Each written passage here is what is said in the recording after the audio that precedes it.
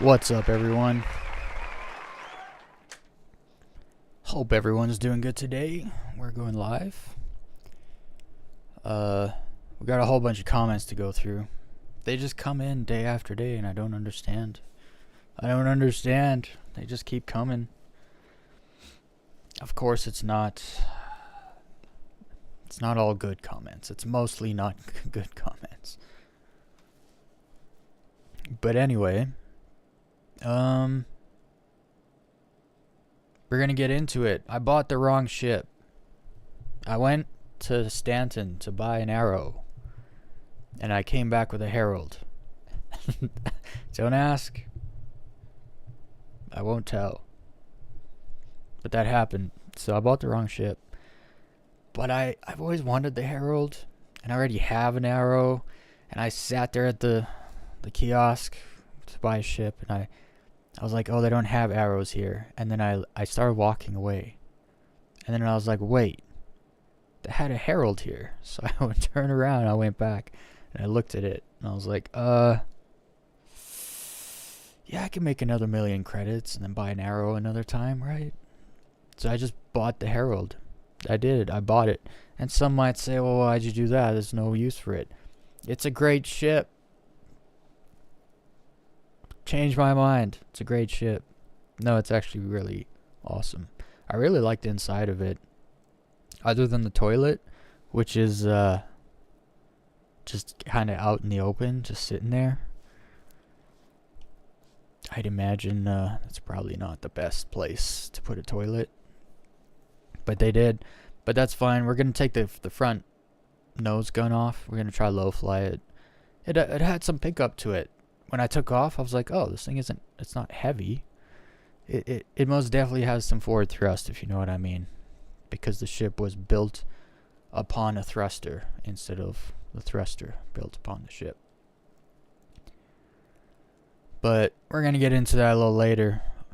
We're going to do a little comment section first. We're going to go through some, what are the people saying?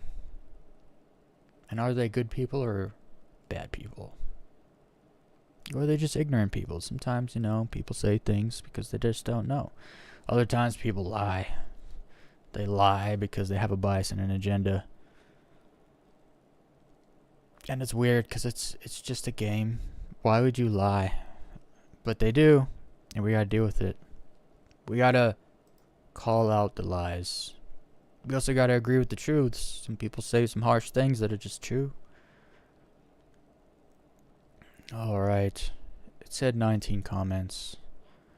But I remember we were like down here somewhere.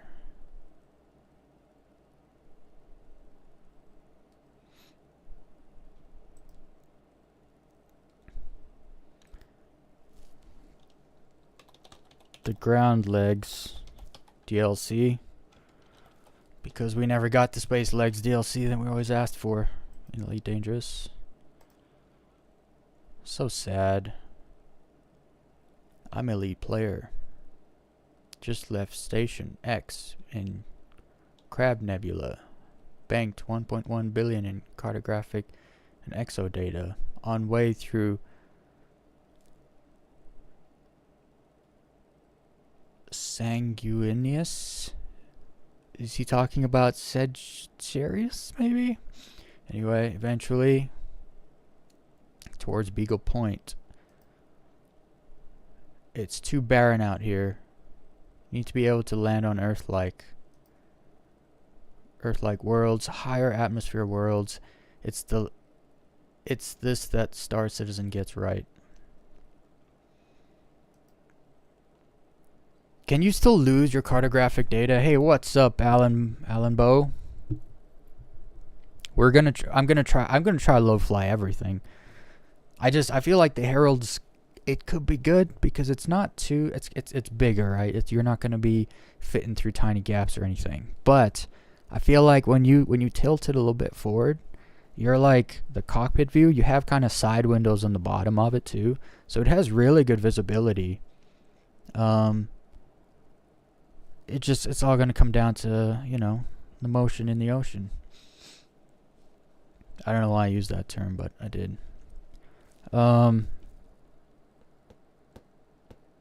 it looks like the Herald is good for low flying. It also doesn't have big wings or anything. It's got a big butt, but you just keep that up in the air. Just keep the nose in the dirt. I think it could work. I can't be sure though. It's also fast. We're either gonna run into the problem where it's got way too much forward thrust, but all around it, it's got little like gas thrusters or whatever they are, that keep it oriented and stuff. And I assume there's enough of those to kind of, you know, keep it in the right direction. We'll see. Also, I feel like some ships are kind of set for certain terrain, whereas other ships can kind of get in the cracks and the crevices and get, you know, super low.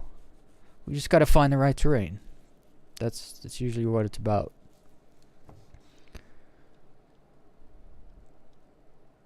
Yeah, no, I've learned a lot about the ship's capabilities that I've low flown, and it's yeah, it's great. Anyway, back to this comment here. This dude better not. I think you can still lose your data, right? Actually, I don't know. I know if like your ship blew up, that was it. Your data's gone. If you got 1.1 billion of cartograph, I mean, if you're at a station at a nebula, sell it. Better sell that data.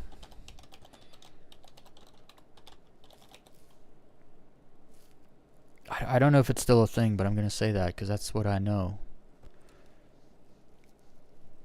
Pretty sure if you die, it's gone. Poof. You don't get the money.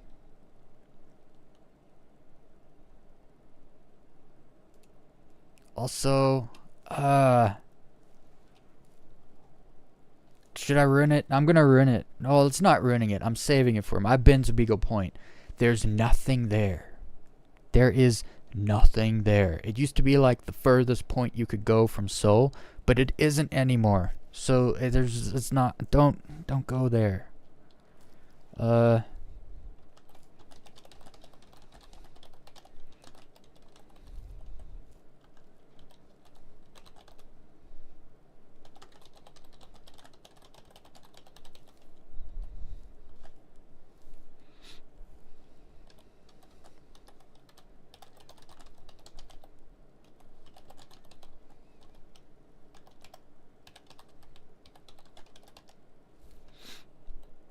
That's not how you spell plane. That's not how you spell plane either. That's not how you spell galactic. Galactus. There we go. I'm trying to warn him. Like, go somewhere that's awesome. I always found when I go super high above the galactic plane or low, like under it or above it, and you look down, you just see like the whole galaxy below you. That was one of the coolest. Man, I should do some show and tell. I should go back my PS4 and get all the pictures I have, because I've been out there and I've seen the sights in Elite Dangerous, man.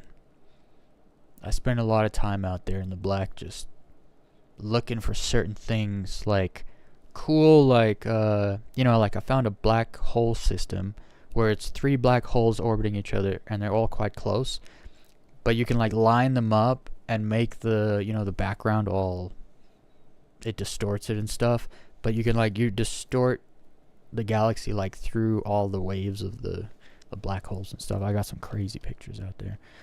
And then there's all kinds of nebulas and stuff out there where you can see cool stuff.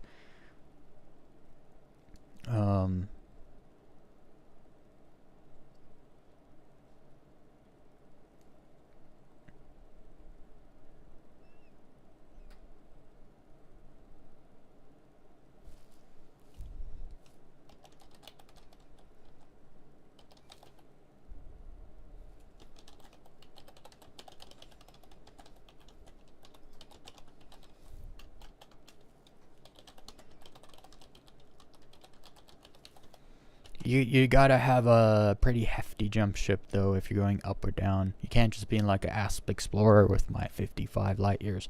You gotta be in like Anaconda gutted with like 70 plus light years.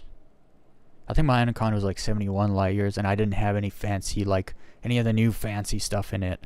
I just had a Guardian booster, FSD booster, fully done frameshift drive, and everything was gutted and done for weightless. And so I had a 71 jump range, 71 light year jump range, my Anaconda. So we got places. When you hit a neutron, like 280 light year jumps. It's like you're going far.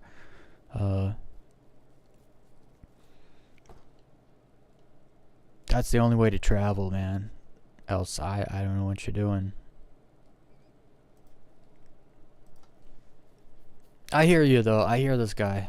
I get what he's saying with like, it's just so barren. It's the copy paste. Like if you the worst thing you could do is get into Elite Dangerous, go to the galaxy map, and just hit economic route, and just jump, and you will literally notice you jump to the same system over and over again sometimes, where it's like M class, nothing, no planets, nothing. You jump to another one, it's like K class, O class, nothing. It's like, okay, so there's 2 stars. One's here where I jumped to. The other one's like way somewhere over there. There's nothing orbiting either of them. That's like 90% of the systems if you set it to economic route.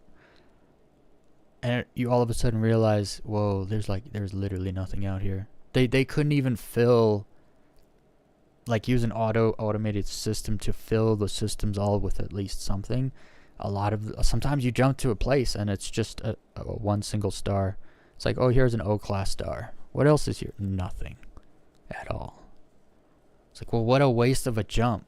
Like, I just sat through a 45-second loading screen to jump to a system that looks like the last one, and both of them had nothing.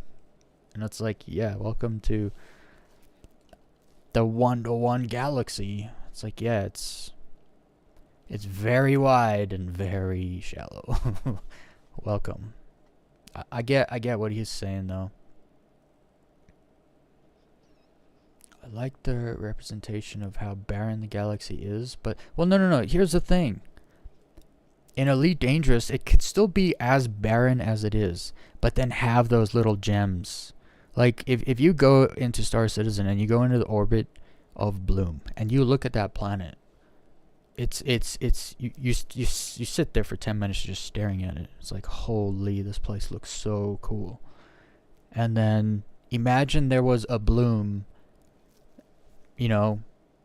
every like 3,000 or 4,000 light years, and you could find a Bloom, and it was like literally an Earth-like planet, unpopulated, but you could go down land. It had clouds, full atmosphere, and some foliage or something, maybe some lakes or rivers, I don't know, something just more than what we have now, something where it's like, well, this is special. They just chose not to do that because it's easier not to do it. So I hear you though. It's a problem I also have with them. One major flaw there, though, Elite has VR, so there's no real comparison. Hope SE implements VR, but I'll say one day, being as it's been in alpha for years. LOL. Why are you laughing? You didn't say anything funny. Elite only has VR in ships.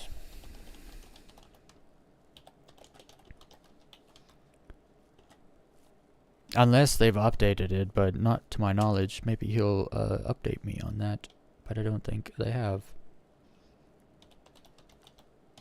And they have, like, this question has come up to the Star Citizen developers, and they said, once the game is done, optimized, then we're going to branch out. I think that's when they'll probably make a version of Squadron that will actually go on consoles.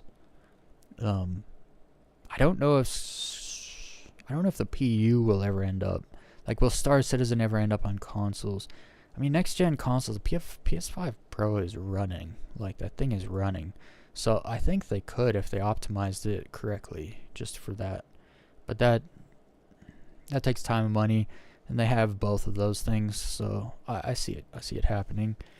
I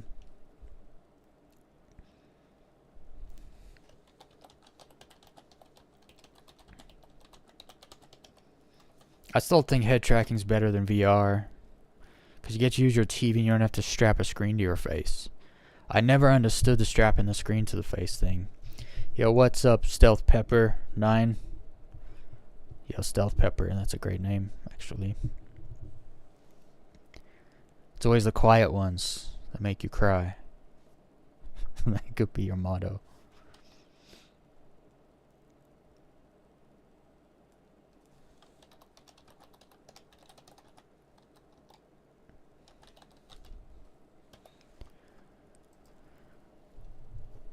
I think, I don't know if I'm gonna get through all the comments. I just want to play the game, honestly.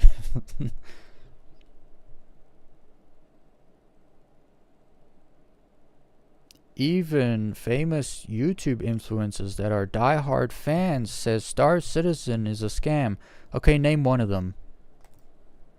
Here's the funny part, right? Name one of these famous YouTube influencers that are diehard fans of Star Citizen that say it's a scam, that don't play it anymore because it's a scam. Or are they still all playing it to make videos, to make money, but it's a scam? Go ahead. I'll wait. Like, this is the thing, like, you can, all these people just make up stuff, and they never break it down, they never explain themselves, they just say shit, and then you're just supposed to believe them. This is why I call these people out. Because a lot of the time, you know, if someone doesn't know anything and they read this comments like, oh, other YouTube influencers also, they all agree Star Citizen's a scam, I'm not even gonna look into it. I'm not even gonna touch that game. It's like, no, you need to be called out because you're making up lies. And it's the same. If someone was like, Elite Dangerous is a scam, I'd be like, are you retarded? Explain. Like, prove it. A currently 2-month-old clip show them say, so have you seen the announcement or not? Why the game doesn't work this time? A currently 2-month-old clip show them say, so have you seen the announcement or not? Why the game doesn't work this time? What? Why are some people allowed to use the internet? I don't understand.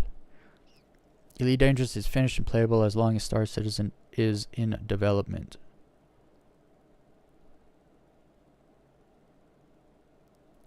This person can't talk. They just can't. Are you not English? They must not be English. I find it hard to believe this person's English, because they say Elite Dangerous is finished and playable, and then I was going to say as for Star Citizen, but they didn't say that. They said for as long as Star Citizen is in development. Are they trying to say it's been playable for as long as Star Citizen has been in development? Because if that is what they're trying to say, then that is incorrect. That is also a lie. Okay, 1 lie, 2 lie. Should we keep reading? I did pay the $25 for SC. You cannot play Star Citizen for that cheap. From my understanding, the cheapest starter pack is like 45 USD. If you were using euros, it still wouldn't be $25. If bucks is euros or pounds. So I don't think you played Star Citizen if you only spent $25. Here's lie number 3. I'm telling you guys, they just lie. And if you just think about what they really say, it's not hard to actually catch them out in the lie every time. As long as you have a knowledge bank to draw from to actually see the lie, else you just believe what these people say. I don't believe what anyone says until I see evidence or proof, or like there has to be a reason why people say things. I don't just believe what people say anymore. I've actually found as I've gotten older, I'm smarter than most people. I wouldn't say I'm the smartest person, but like when I say most people, I'm like talking about like there's like 60% of the population that I'm actually smarter than, and I probably shouldn't listen to anything they say.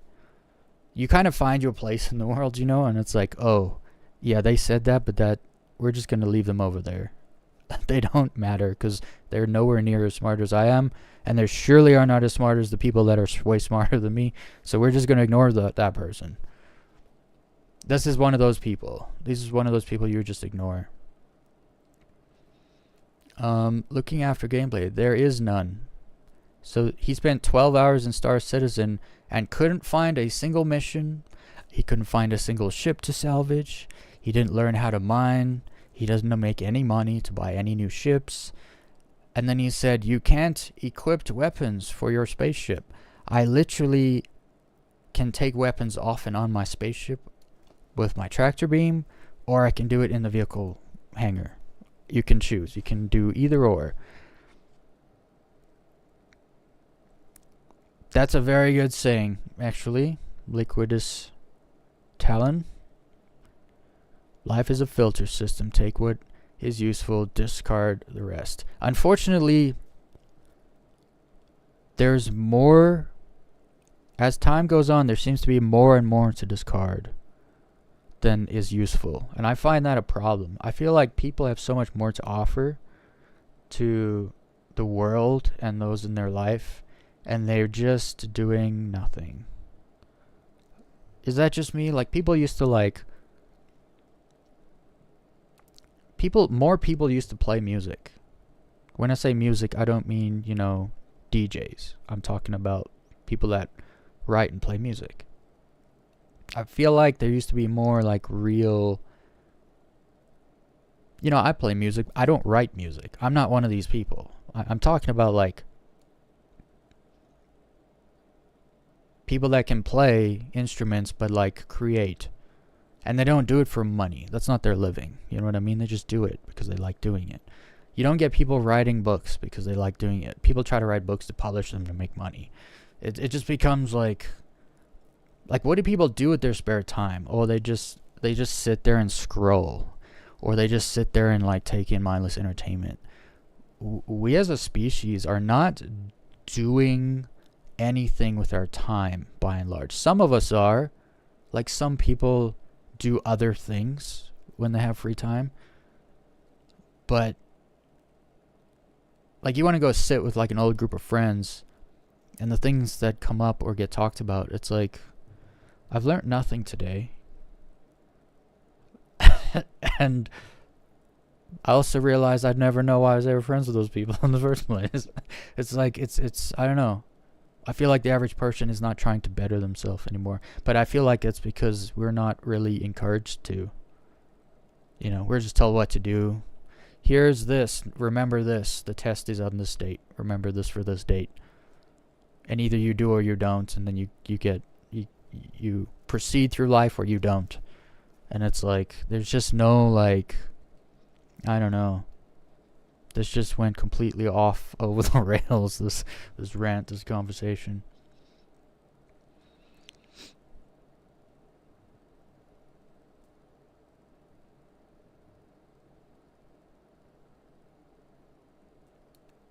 Yeah.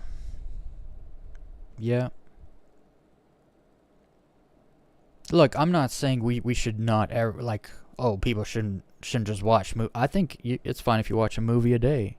I think if you play video games every day, that's cool. But what else do you do, though? You got to do something else. You know what I mean? I don't know.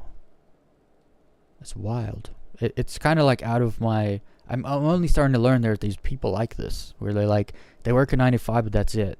They just out of the 9 to 5, they just like, and then there's people who just don't even work. They just like take in entertainment and they don't put anything else out. It's kind of weird, right? I don't know. Maybe it's just me. Like, everyone should be doing something with their life that is not just sucking in like mindless entertainment all day.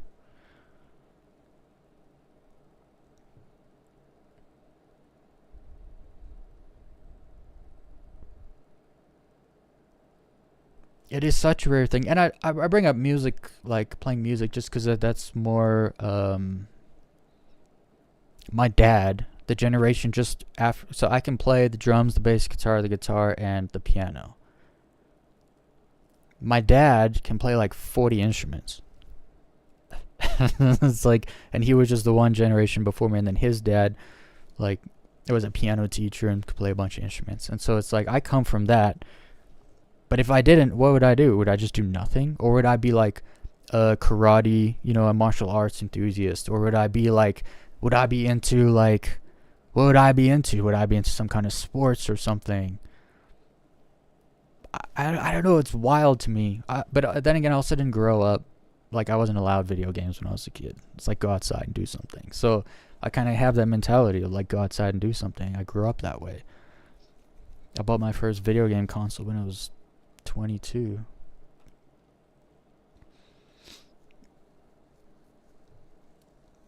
But don't you find also, like, you talk about the good work discipline?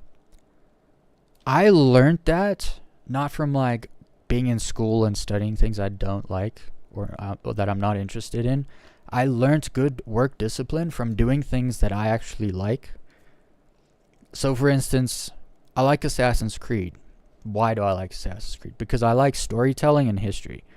I'm not a video gamer. I'm not a big gamer. I'll just be honest. You're not going to see me on here playing Fortnite and playing Call of Duty and playing like all the games. I just don't. That's just not. I like space. So guess what? I play space games. I like history, so I play Assassin's Creed. But I didn't just play Assassin's Creed. I was like, what would be cool is if you could turn Assassin's Creed, all the stories, into a big TV series. Each game was its own season.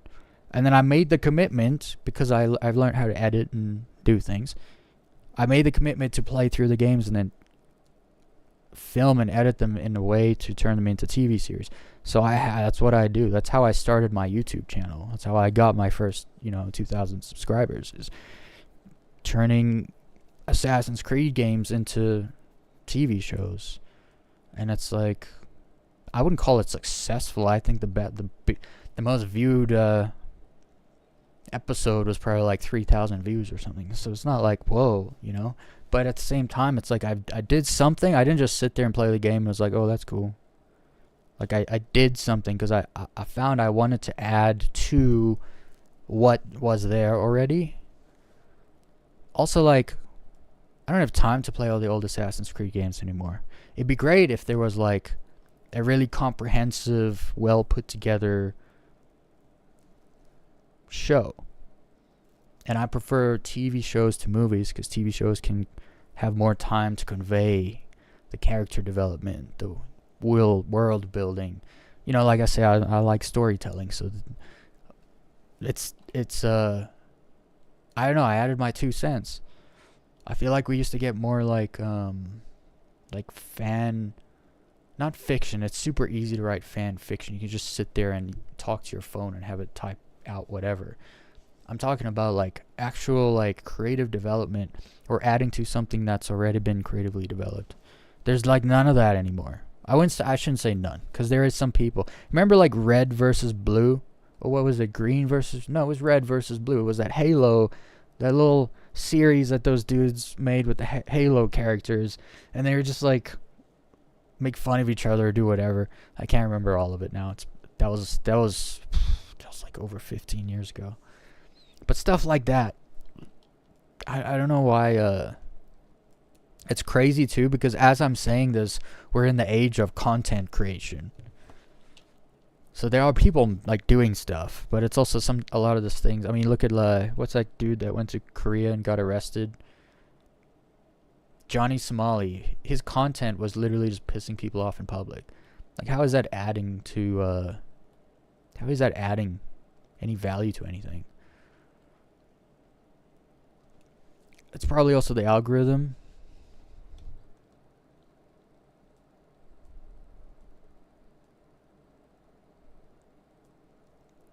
No, yeah, no. I'm not yeah, like I wasn't allowed video games when I was a kid. I would absolutely allow my kid video games after a certain age because there is definitely like a magic to it. Actually, you know what? I allow my kid entertainment time. What they choose to do during that time is up to them, actually. It's like, here's 3 hours. What do you want to do? You watch a movie, you watch a couple TV shows or something. You could play a game, do whatever you want. It's just, I don't know. There's such a change. What's crazy is it is easier than ever to make something of yourself today than it's ever been in the past. Ever.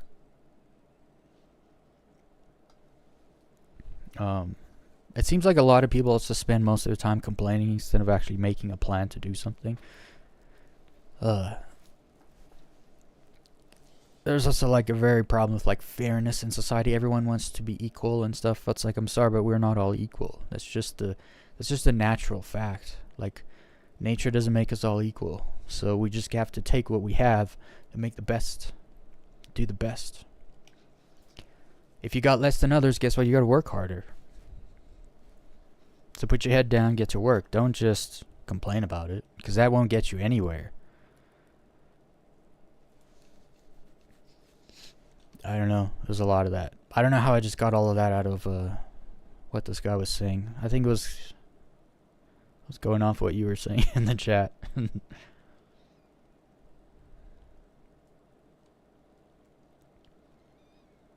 know what's crazy is, so I grew up with no video games. So to be fair, I grew up in South Africa. I was a poor white kid in South Africa in my childhood. We had a TV. It had 3 channels on it. Okay, so it wasn't hard to not watch TV all day, right? So to be fair, environment definitely matters, right? If you get home from school and your parents are at work for another like 3 hours, what are you gonna do? What are you gonna do? You sit down in front of the TV and you can do nothing. But so I grew up outside with sticks and stones, and I freaking like climbing trees and stuff, and I never got bored. I literally never got bored. It was always something. Like one of the fondest memories I have as a kid is going to a park with my friend, and we had a box of fireworks that, where it was the kind of fireworks where you could just like strike on the side of the box and then you like throw, and it took like 2 seconds, 3 seconds, and then boom. And we put him in old, like, we found a bunch of like liquor bottles laying around in the field, so we put him in there and we'd throw the bottle up and it would blow, the glass would just go everywhere, right? And we were like 11, 12. That was a fun time.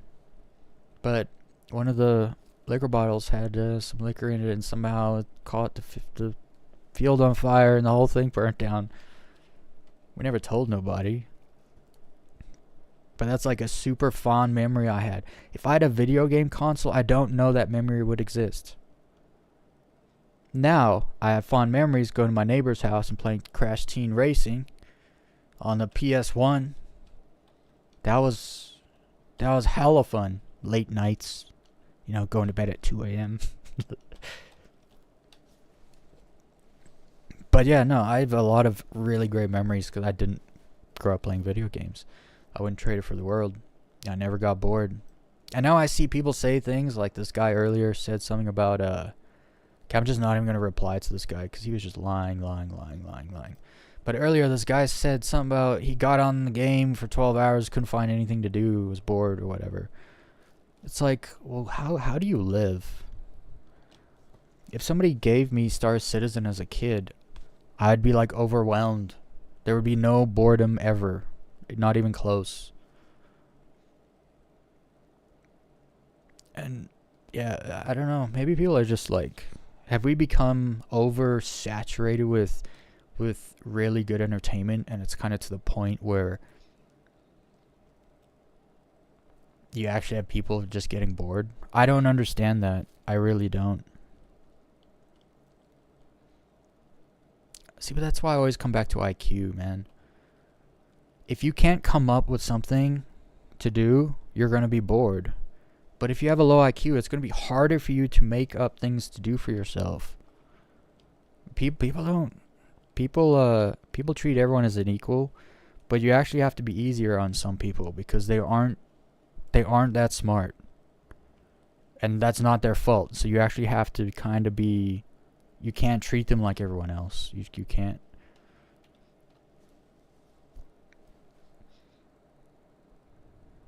Oh, the alpha game is... here's the thing. If the alpha game experience isn't rough, then what are they doing? Right? If it was smooth, that means it's probably because they're just working on smoothing it out. They're not actually developing new features and content. Right? And it's a test. It's a test universe. It's a test ground. So... if they're not testing things and things are breaking, then what are they? Then they wouldn't be doing anything, right? So when an update comes out and it's broken, I kind of like to see it only if it's fixed within a few days. If something comes out broken and I'm like, okay, here we go, 318 all over again, and then it's fixed within like 3 or 4 days, I'm like, you know what? That's a much quicker turnaround than the last time everything broke. So there's improvement. I like to see the improvement, even when it doesn't work, right? As long as it gets fixed. I'm not saying I like to see it not working. That's what people would lie and say I just said. I like to see it not work and get fixed.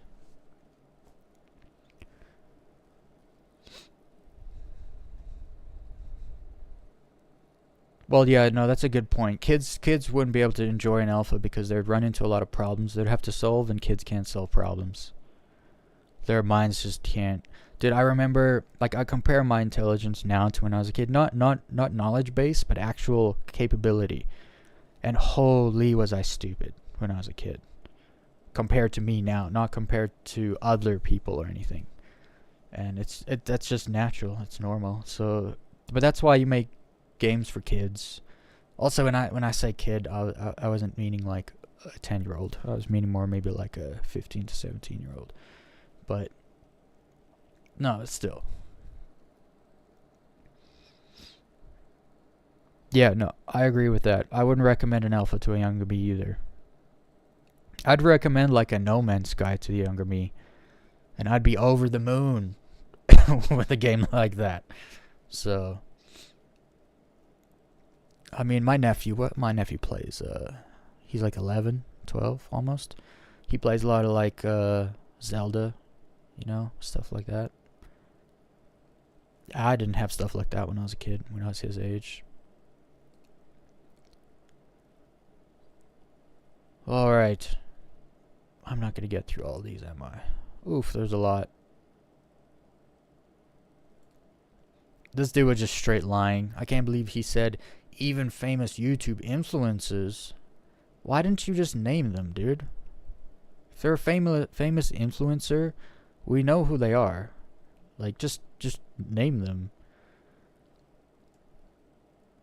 I don't know who he's talking about, because I haven't seen, like... I mean, I know there's a bunch of YouTubers that literally their whole channel is about just bashing on Elite Dangerous. But they all play the game. And like, if you're knowingly playing a game that is scamming, but then you're grifting off it on the side, that kind of makes you are now grifting off the scam. What does that make you, right? But then I know like there are some like bigger YouTubers that like Star Citizen, and I've never seen them say it's a scam, and I see them playing almost every day. So it's like, well, both those things can't be true.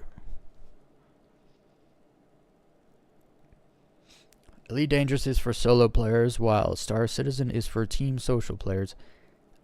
You just can't say that about either game.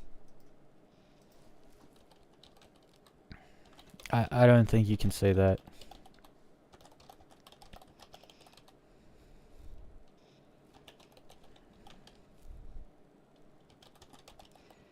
Well, there's an argument to be made that Elite Dangerous is more friendly towards solo players for the simple fact that it has a solo mode. And Star Citizen doesn't have, it's public mode only. So you could, if that is what he's talking about, like Elite Dangerous isn't for solo players. It's more friendly for solo players. But then I've played mostly Star Citizen by myself, and it's been pretty solo friendly, actually. But then again, I'm not up in the Hathor mining area trying to like get my freaking Karanite solo, right? So maybe you could say that actually. If I mean, I steel man my own argument before I made it. So maybe, I don't know. You could say that, I think. Star Citizen looks like it runs like hell. On a 960M GPU, it does. I should have put my specs on the videos. So that, but then people still don't read, man.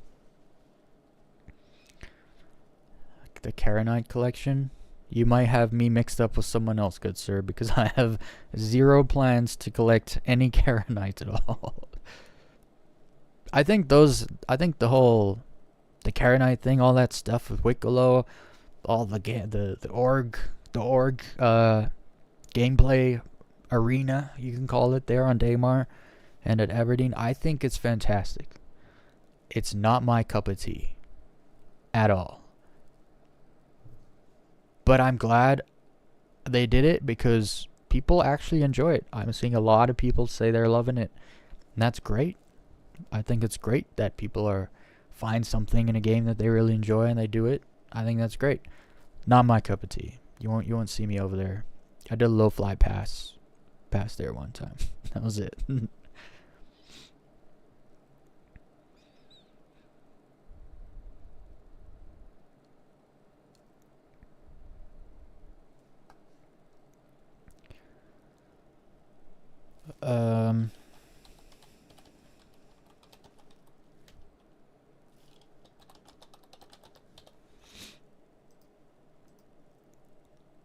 What's crazy is people don't even realize that the computer I used to film these videos can no longer run Star Citizen because it's too old. So when they start kind of making comments about like, well, Star Citizen looks like it runs like hell, it's like, look, it doesn't run amazingly. If you have a really good computer, it runs quite well. Not as good as fully optimized and developed games, obviously. You shouldn't even have to say that. But you do, because... So here's the thing. If you played Elite Dangerous on max settings on a very bad computer, guess what? It's going to make the game look like it runs like hell. Will these same people say it runs like hell? No. Because that's their game, and they know their game can run like hell if you don't run it properly, but it usually runs just fine for most people. But the bias kicks in. Instead, he could have made a really good argument here saying if you played both these clips on the same build, Star Citizen runs worse on the same build than Elite Dangerous. He could have made a very good argument here to support his bias too. And I would have agreed with him. Instead, he just kind of made a statement off the cuff that is too nuanced to actually get a bearing on what he really knows. Vulkan plus beta version of the game is going to... Vulkan is really good. I don't think we need a beta. We don't need a beta. Right? Once they got it optimized and it's like really good, they've been testing it nonstop. They don't need a beta. They won't need a beta for Star Citizen. That's kind of the truth. If you actually...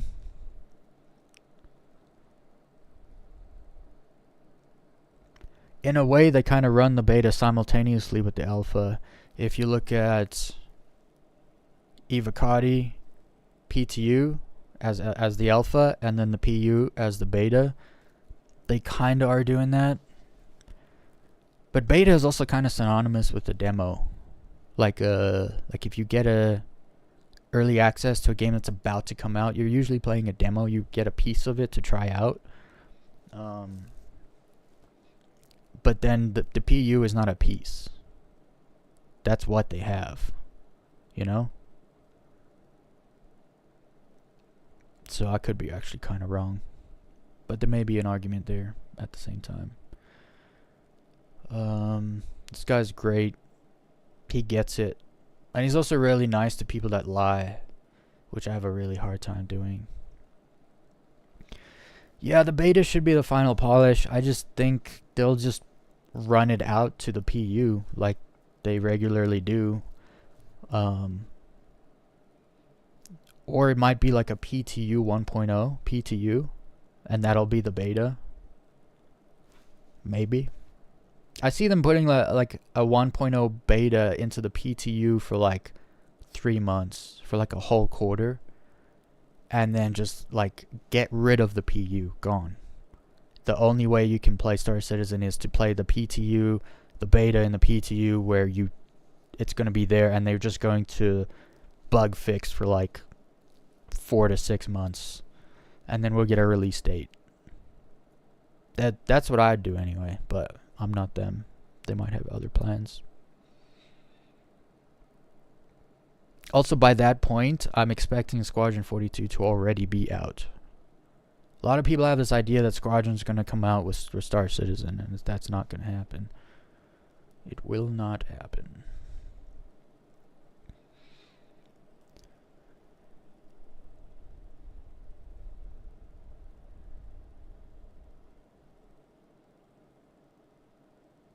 Oh no, there's definitely still we don't, like, Star Citizen's not coming out in the next 2 years. Not happening. And if anyone says that's happening, they're lying to you. All lies. Squadron 42 could come out in the next 2 years. I'm expecting it by the end of 2028. I think that they're going to give us a release date somewhere between Christmas and CitizenCon in 2028.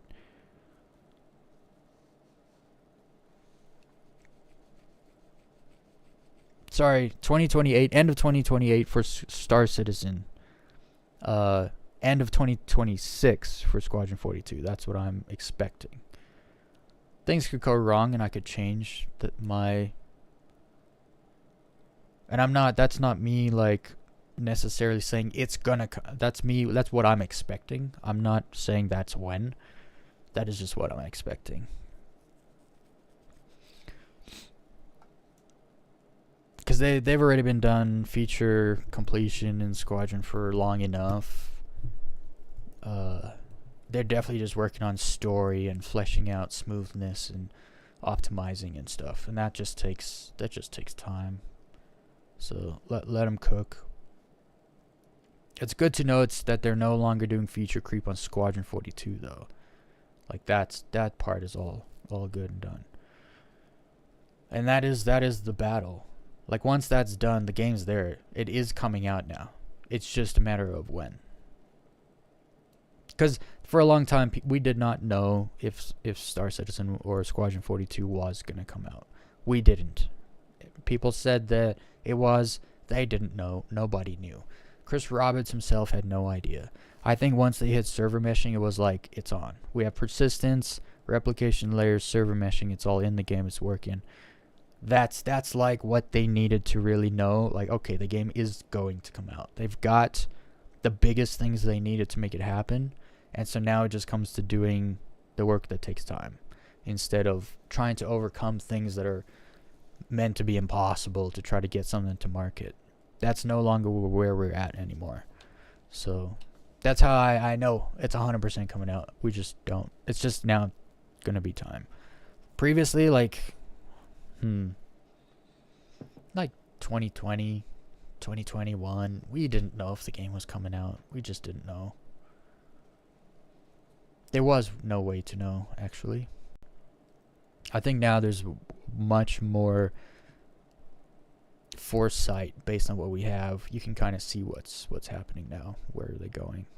It's just a question of how long. We're all going to be playing Star Citizen. Fully finished, in the works, running 1.0 point something by, 2029. That's my estimation. We'll see, though. It'd be great to, like, clip this out 3 years from now and be like, I told you so. I could be completely wrong. Either way, it could come out a little sooner, come out a little later. I don't see it never coming out. There's just too much money now, right? So here's the thing. The company was valued at like almost $500 million, I think. So if Chris Roberts wanted to cut and run, he could just sell the company real quick for like $250,000.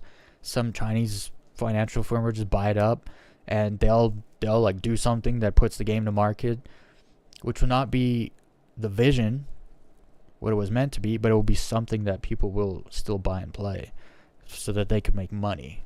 Like, there's just too much money now that can be made off this thing, and so it's not going anywhere. It just isn't. You would need like ridiculous amounts of failed marketing mixed with mismanagement in order for this company to go away. People don't realize that once a company's making like grossing 100 million a year, that company no longer just like will vanish from one year to the next. It just won't happen unless it gets liquidated. But I don't think that would happen either, because the company makes money. So if someone came along and bought it out, they would just keep making money.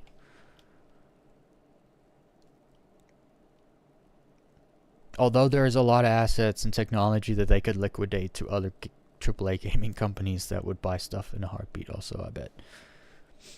I just think there's way more money to be made than liquidating it. So I think I'm done now. I want to go play the game. I did want to see what this guy was saying. He's always... PCs nowadays should absolutely be able to deal with 0 loading screens. It's just that the vast majority of them fail to optimize in a decent way, causing games with smaller scale like Starfield to be shit no matter how small the map is. There's mods out there that'll make Skyrim mostly seamless. The only limiting factor is creation engine being junk. Skyrim's also kind of old now, guys. Oh, it's Spaceman time. Oh, dang. I can't. I've done enough talking about things and stuff. We only had one major retard tonight here. Where's the guy? Here. Even famous YouTube influencers that are diehard fans says Star Citizen is a scam. and then they play the game all day and make money off of it. Oh, I love it. And also, guys, don't forget, because the influencer said so, it must be true. Oh, man. The brain rot, bro. This poor guy. Like, he believes what influencers say. Must be true. Oh, man. Modang, I made a mistake. I went to Stanton to, buy another arrow. And I want to get my skins of my arrows, because I bought all the skins for the arrow you can buy in the game. But I don't use them. So I was like, maybe I should use them. But I bought a Herald instead. So it is what it is. I gotta make another stack so I can go buy an arrow. But then something happened and I couldn't respawn at PYRO, so something happened. So now I gotta fly back. But that's fine, we're in the Herald. It's actually it's a really cool ship. Yeah. Let's get the game launched. Yeah, I went to go buy an arrow because I wanted 2 arrows, and then the place didn't have an arrow, so I just bought a Herald because it had a Herald, and it was only 1.3 mil. I was like, can't say no to that.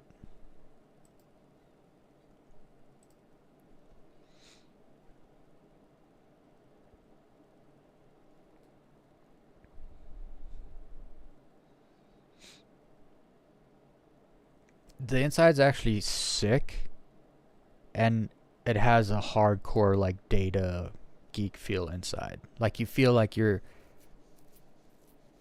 living in a freaking server room. I bet it's even cold on the ship.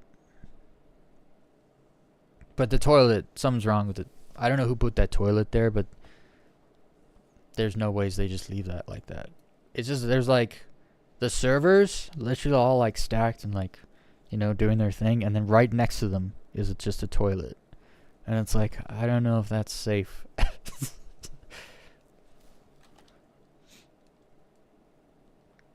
Also, I need to learn how to record in 2K.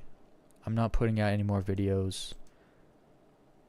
My last video is like way below than what I played in. I want to record what I see while I play, not... It was a massive downgrade, unfortunately. Oh, Modang's got you beat. The smaller server. This dude is always in the smallest servers ever. LGN Tech. I recommend adding him as a friend to everybody. Always in the smallest servers out there.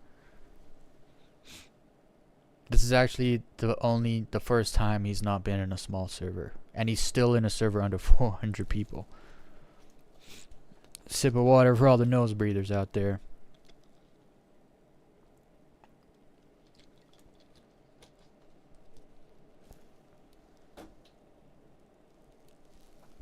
Yeah, we're gonna do a little tour. I gotta take the guns off the ship also. Hang on, where? I think I'm at New Babbage. Unfortunately.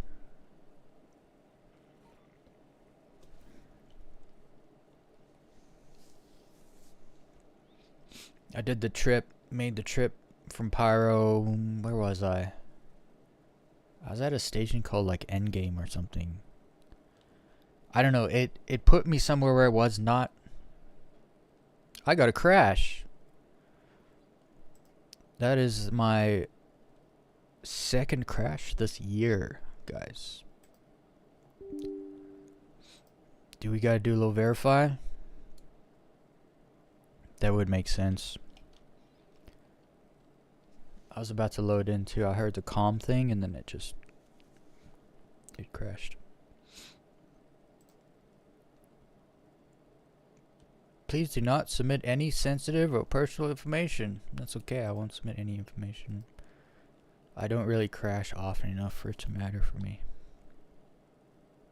Like I said, this is my second crash of the year. First crash of the streams, I think. I don't think I've ever crashed on a stream before. It's gonna happen sooner or later. Surprised it actually hasn't happened more.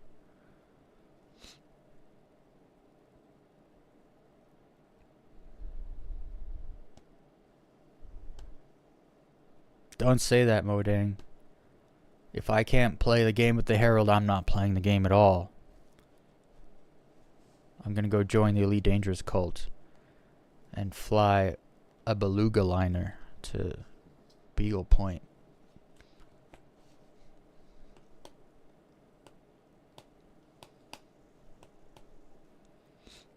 Alright, Modang, I'm not joining your server.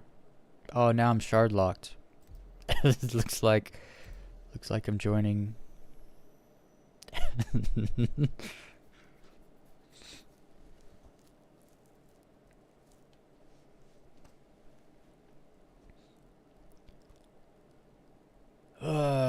You know what I'm gonna do tonight? Actually, maybe tomorrow. I'm gonna make a little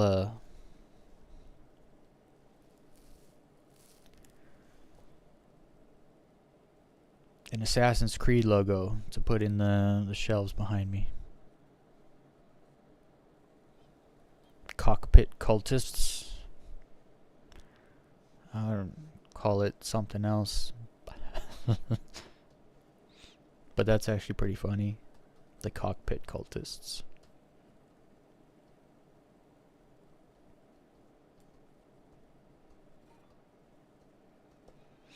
Let's see if it'll work. This is when it crashed on me last time.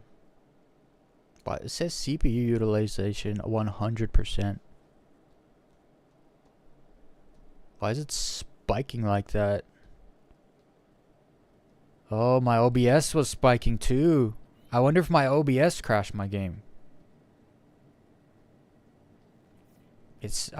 I looked at my OBS, it said 29 point something, and then it switched down to 11 point something. I was like, oh, I wonder. It's pretty smooth here at New Babbage. Not that my mouse and no mouse pad helps with the smoothness, but it's pretty good. What I should have done is made enough money to buy the Arrow and the Herald, because now I gotta come back tomorrow to buy the Arrow. But I went to, for some reason, I know you buy the Arrow at Esther Armada, I know that. But I went to Lorville to New Deal to get it, where you don't buy it.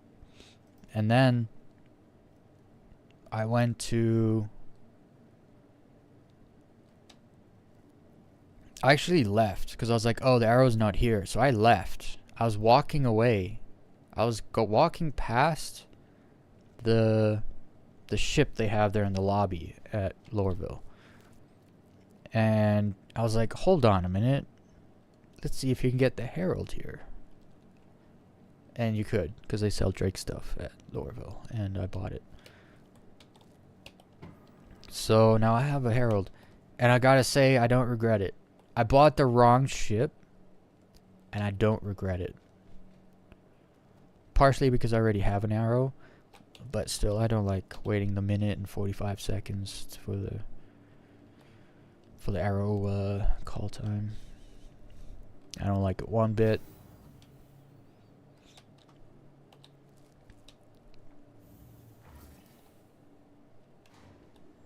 So I haven't been back here so long. The first thing I noticed, it's so clean.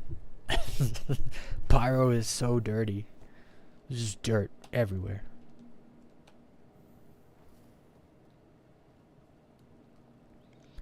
It's a little choppy here.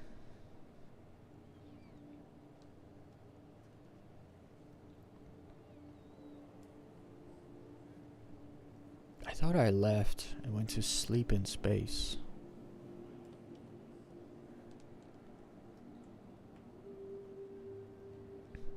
Oh, I should have been running.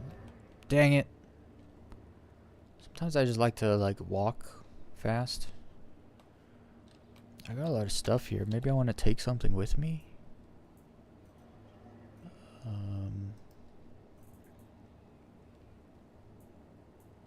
I got stuff, but I like my outfit. It's like,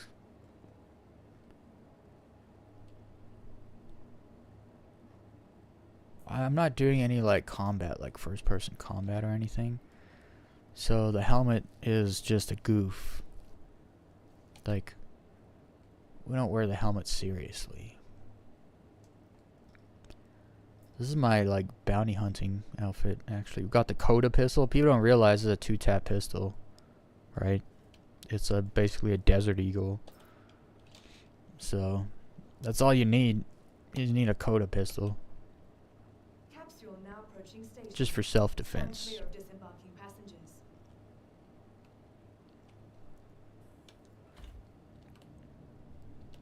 While I'm here, actually, I would like to take the guns off my Herald. Doors are now closing. We're gonna go heralding in Star Citizen. Dude, I can't wait for the data running gameplay. I don't know why it isn't here yet. I don't know anything about it or what they're even trying to do or make. So I'm not sure what's holding them up. But it would seem like it's a simple thing. Just because data's not real. Like, it's not a physicalized thing you have to put in the game.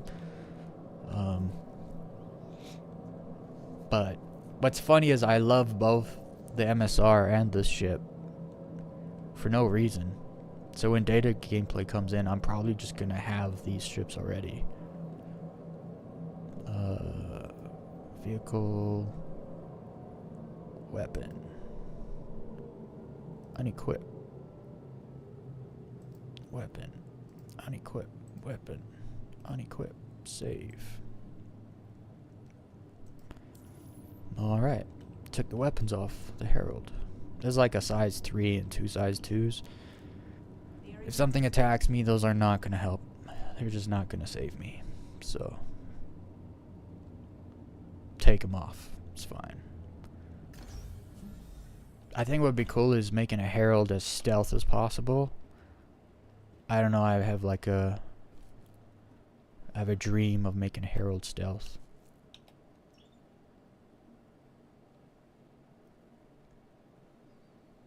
The frame rate's got a bit better.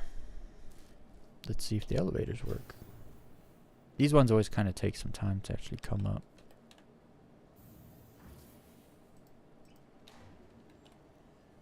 It's so clean, bro. There's no dust. There's not even a scuff mark. Not really.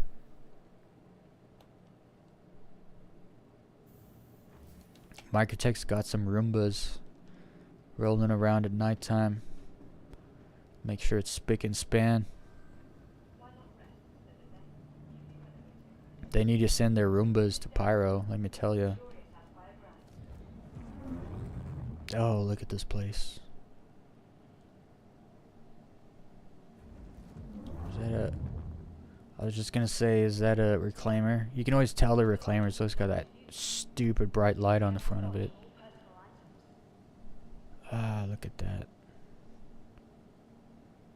I'm gonna do a little low fly through the city here, bro. That's what I gotta do one time. For the latest updates on ship availability and gate assignments, please use one of the conveniently located terminals. Just cut under that bridge there. Go up around there. Everything's low fly now. From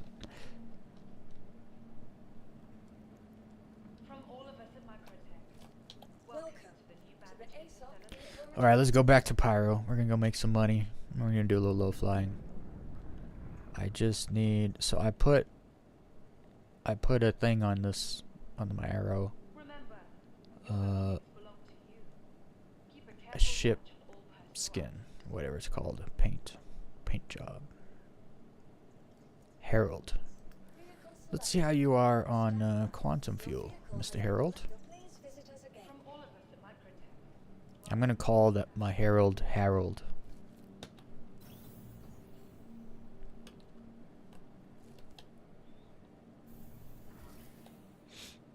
Or should we call the Herald Gerald? Harold or Gerald?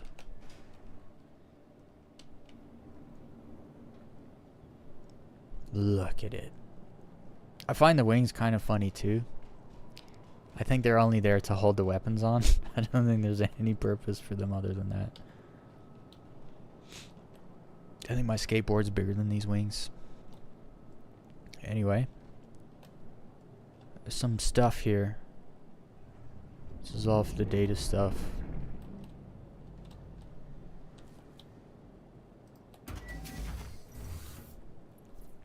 It's bigger than I thought it was, actually. I didn't realize it'd have like a whole inside place. But you can see, look, here you have your servers all ready to do stuff and things, and then you have a toilet. Servers, toilet, servers, toilet. I don't know who did this, but I don't think they should have. Toilet should be over here, maybe, probably, in like a small little enclosure thing. And then these green things here should be over here next to the servers. I don't know why you had to tell. Some of the people that do ship designs, I feel like they need to give their designs off to like a different, completely different human to do a pass on them. Because I feel like multiple minds would go a lot, you know.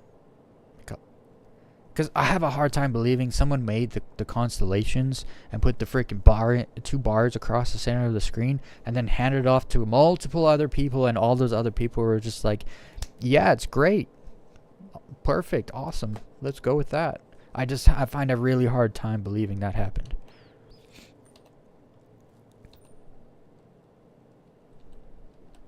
Also, this disappears. You see that? I don't know why. Manual release. I wonder if that's like a delete everything before the pirates get it button. Dude, stopping data ships, maybe that's why they're taking so long with data gameplay, because it's not just picking up the data and taking it somewhere. That's Elite Dangerous data missions. Those are boring. No one wants to do that. Threat of piracy, while en route makes it exciting, more challenging, and then better payout because of the risk reward. The ship is cool though, man. There's no way around it. It's a cool ship.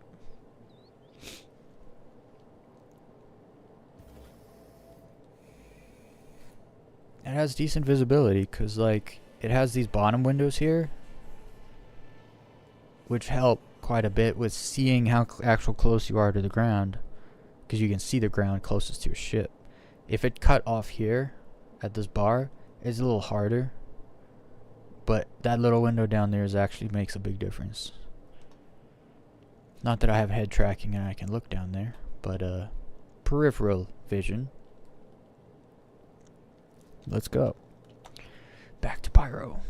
I was hoping to fast travel back there, you know. I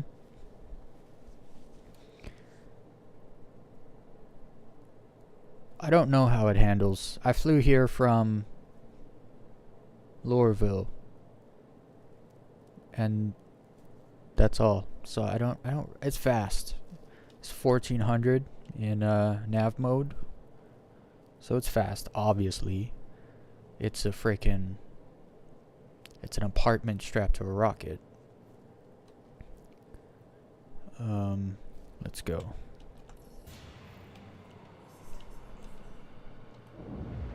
I would say it doesn't have much sound. I was expecting it like to be more loud. Maybe like I was expecting like a Cutlass kind of roar from the engine, and I just never got it.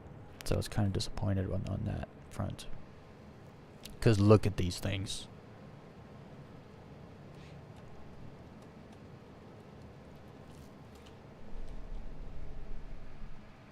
Those are some freaking engines.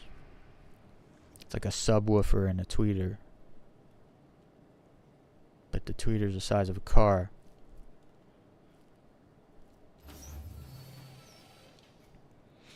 So it's got a bit of lift, you know.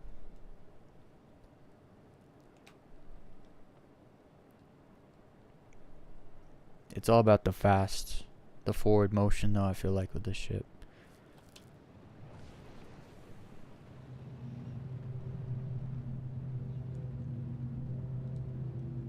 See that hum? That's it.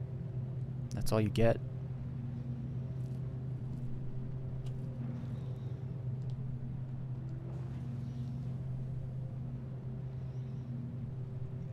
It's not bad though. I don't know what this is on the bottom. Almost looks like a hatch. I don't think it is though.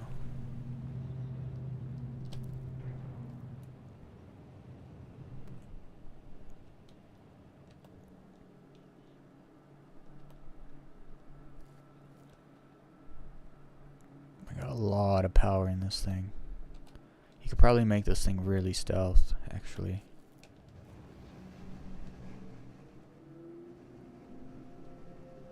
See, there's a kind of a whine. The engine's kind of whine. But I don't know, I like the ship.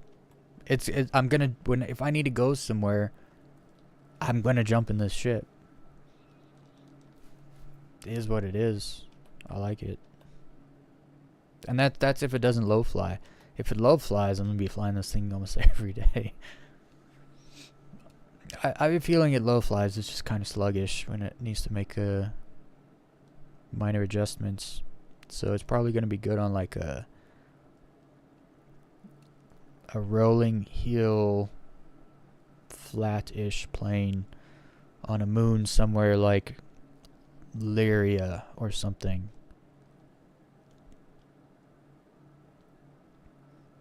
Anyway, let's set her out.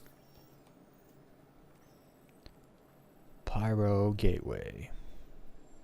It's kind of far, actually. We got a long way to travel.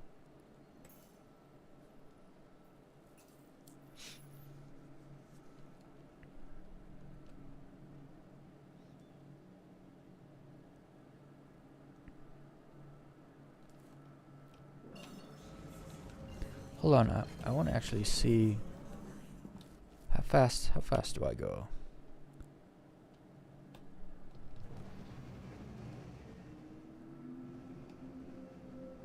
Okay, we do like 590. We do almost 600 in SCM mode.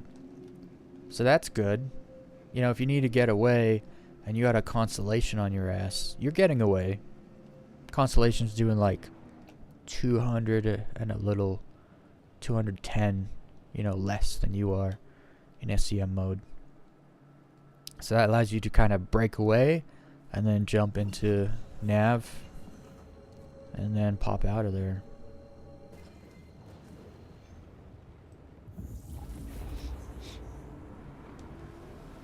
Nah, I like this thing.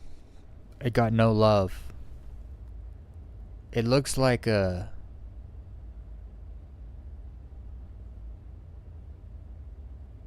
You know the bug from Starship Troopers? The brain bug? It's got like the little head and then the big freaking butt full of brains. I feel like that's kind of what I see when I see this shit.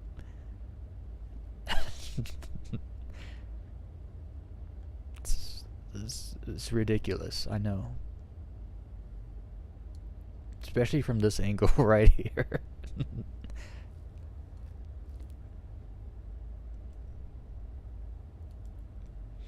I think this thing can get low though.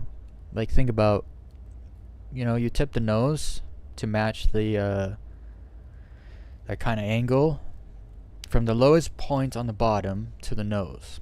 You make that flat, so the butt kind of comes up a bit. I think you could low fly the hell out of that thing.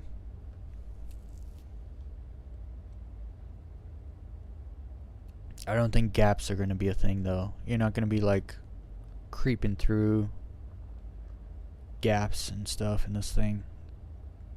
It's much bigger than you think. Like tall too. It's quite tall.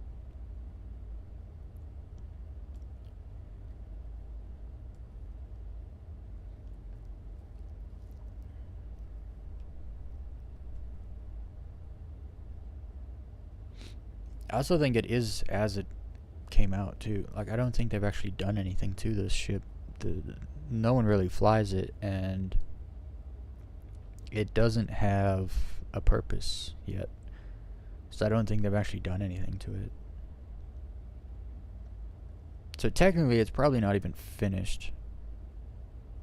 It just has the main functions, you know, like the minute, like you can jump, you can use the bed to log or whatever.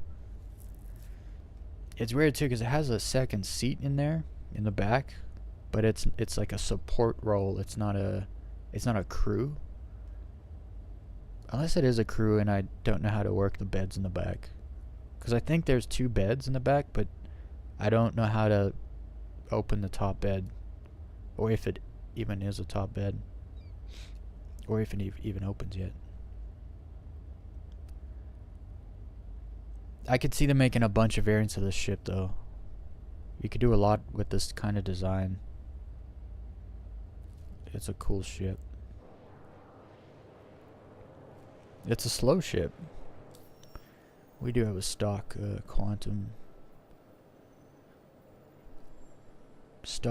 drive here. Let's see, are we halfway at least? We did have a long way to go. Yeah, we're almost halfway.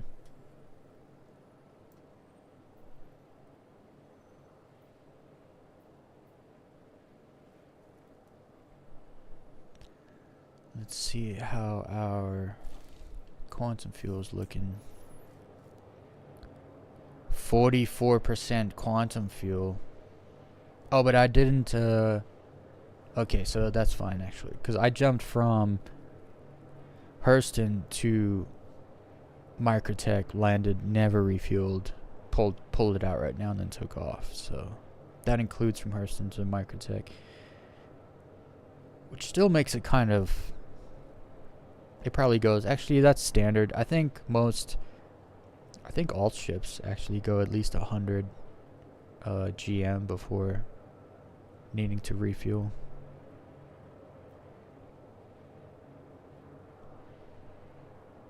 I'm going to refuel at Pyro Gateway though, because I'm not going to make it through the wormhole and then back to...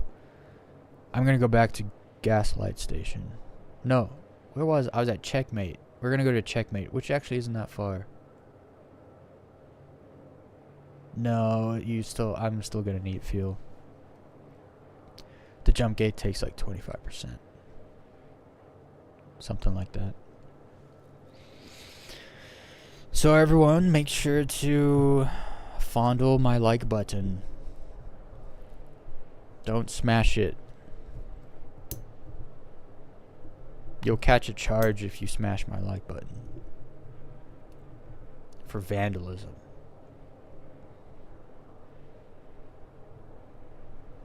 Oh, Modang's going back to Pyro, huh? Just couldn't stay away.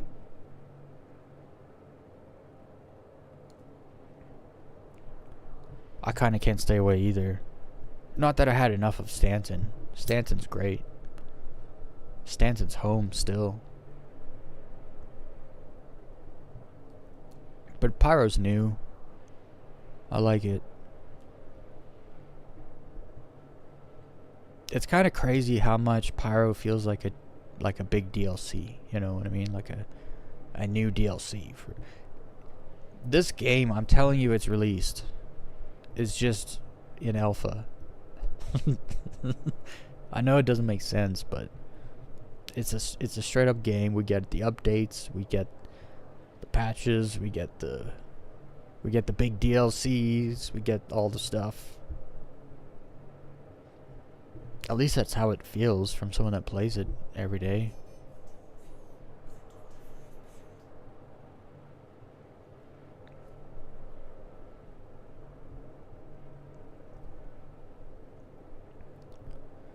You know what I could do? I could have been making some music on Suno right now for later when we low fly.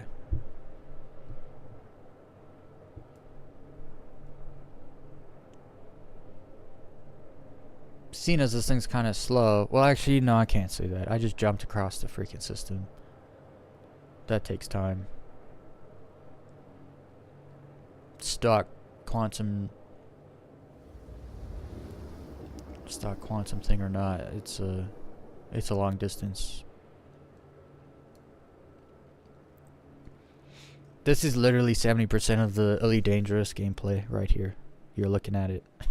Sitting here waiting, staring at a screen.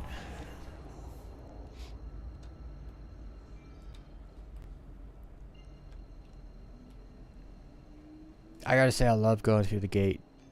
It's freaking awesome, man. And I think they've updated it a little bit. I've noticed some improvements and changes just since the last time, like when I actually went to Pyro. Now there was an outdoor pad I stopped at. I just can't remember where it is. I love the outdoor pads. I don't want to go land in a hangar. I just want to stop and go, you know? Stop and go. Where was it?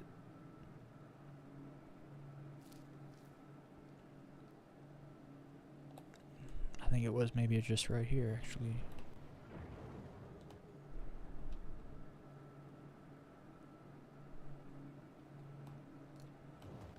No. Can't remember.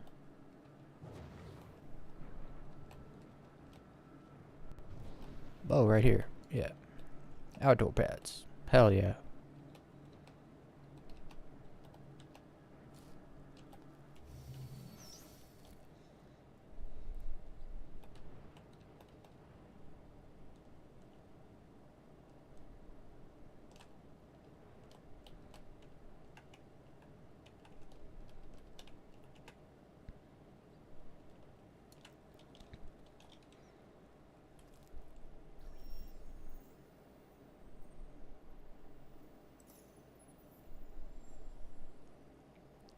refuel.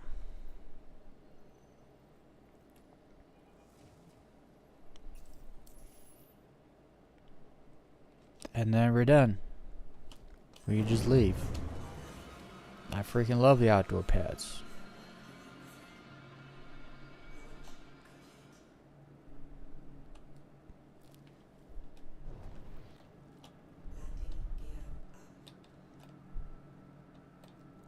Oh, someone's going through the gate. Keep it open.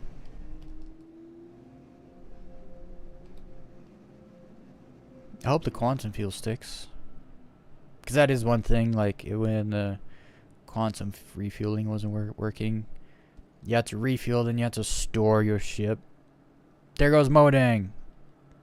You have to refuel before, I mean, you have to restore your ship to get the refuel to, like, save or whatever. So then outdoor pads are kind of useless in that regard. Let's go faster, shall we?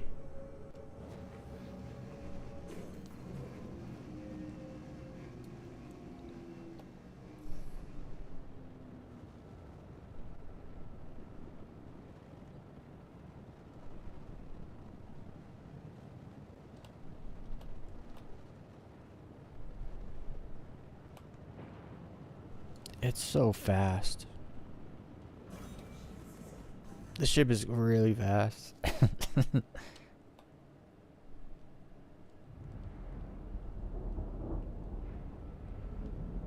Oh, you're opening it. Or he opened it. No, he didn't open it.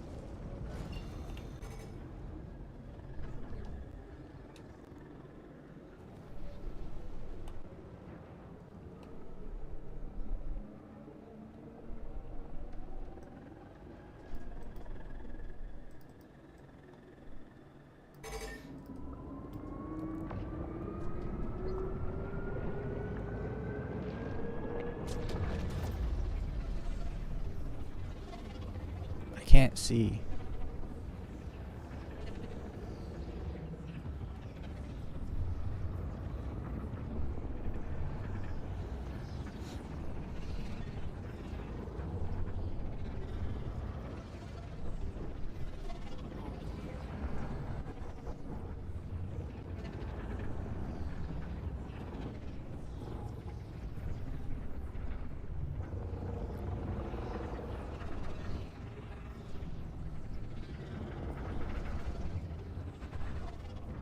Oh boy. That was bad. I didn't get any indicators though. Usually when you're like about to fly out or whatever, you get like a bunch of beeping and stuff. Like there. You heard it.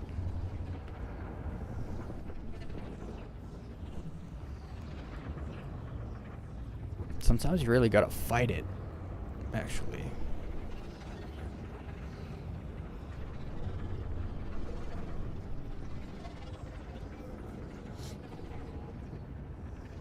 Oh, we almost lost the plot. I can't see my my velocity indicator. Now I can see it actually.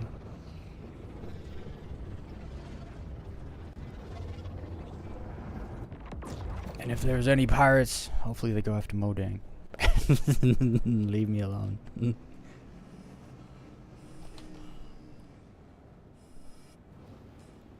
Dang, it's a big old asteroid field here. But now we got fuel, so we can just jump straight to checkmate.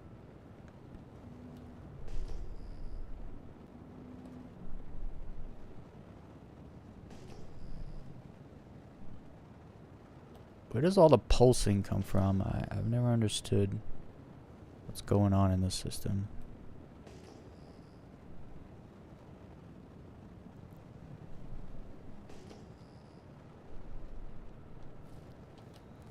I'm gonna look. Why is it pulsing over here?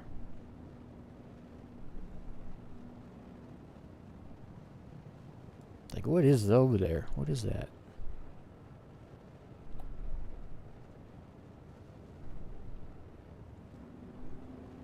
It's not the star. The star is somewhere else.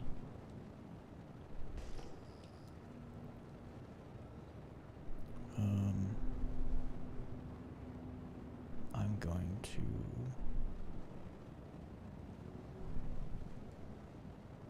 This place is baffling. Look at this place.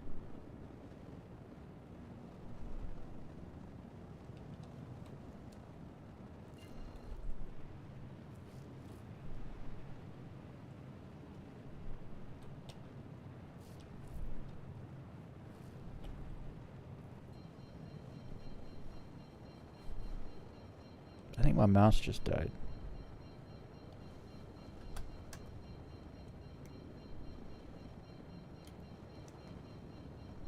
Yeah, my mouse just died. Good thing we got batteries. Backup batteries.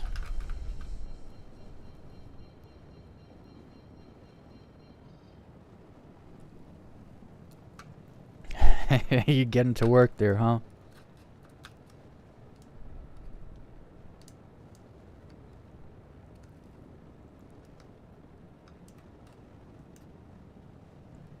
Where did you get a grade 8 stealth quantum drive from?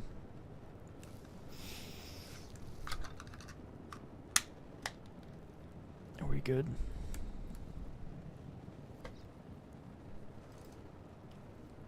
I think my mouse is broken.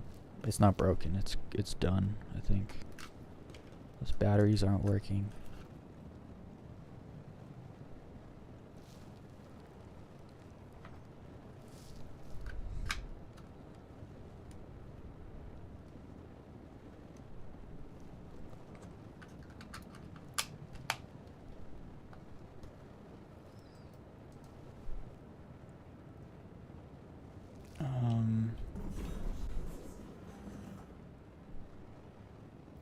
Something else might actually have gone wrong because I don't have a marker. I don't have my mouse thing, right?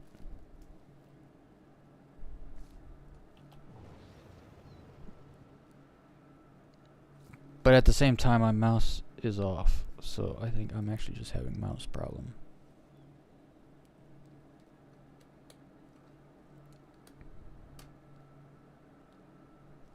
Yeah, it flashes red, which means I don't have...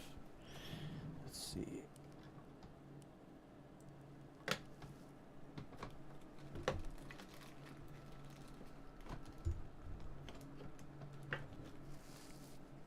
Let's see if any of these work, actually.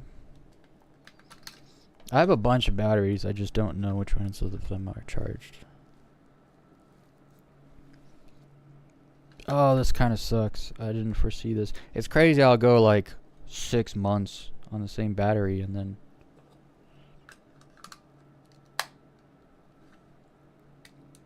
one day it just doesn't work.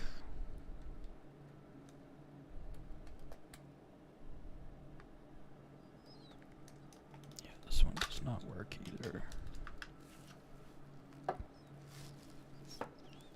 Isn't this fun?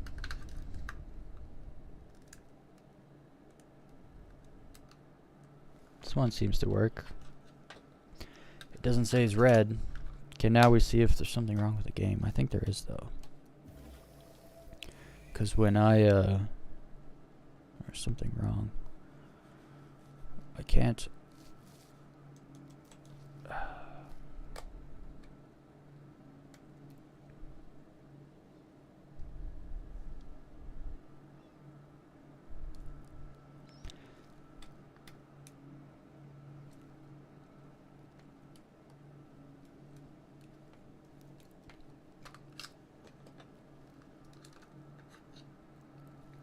I don't even have, actually I do have a wired mouse somewhere. I don't know where it is though.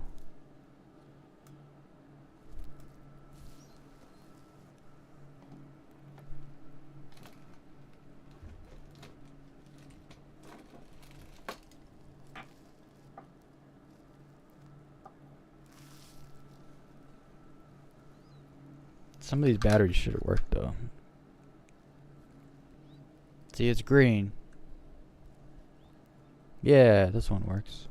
But for how long? I'm about to find out. Good news. The game is not broken. My mouse battery died. I need to get one of those batteries they put in the bunnies. Those seem to work forever, right?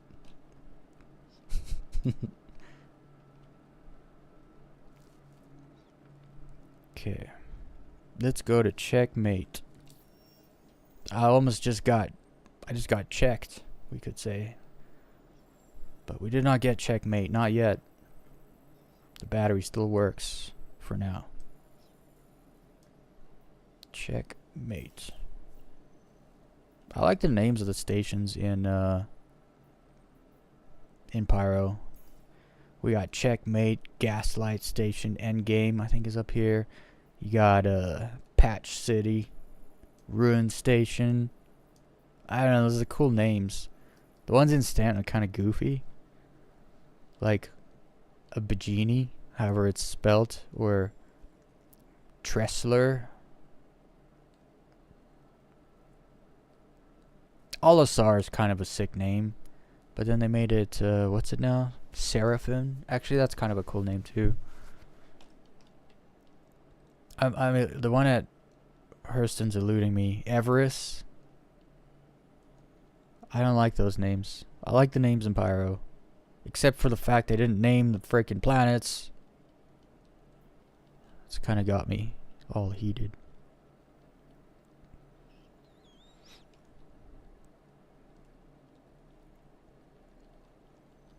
Honestly, I haven't tuned into like anything PYRO.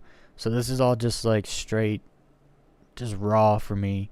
And when people, I've heard no PYRO hate. I've heard no PYRO praise. I've heard nothing, honestly. I don't know anything. We just kind of showed up. It was like, what's this all about? And it's great. I mean, yeah, like it's new. There's lack of, you know,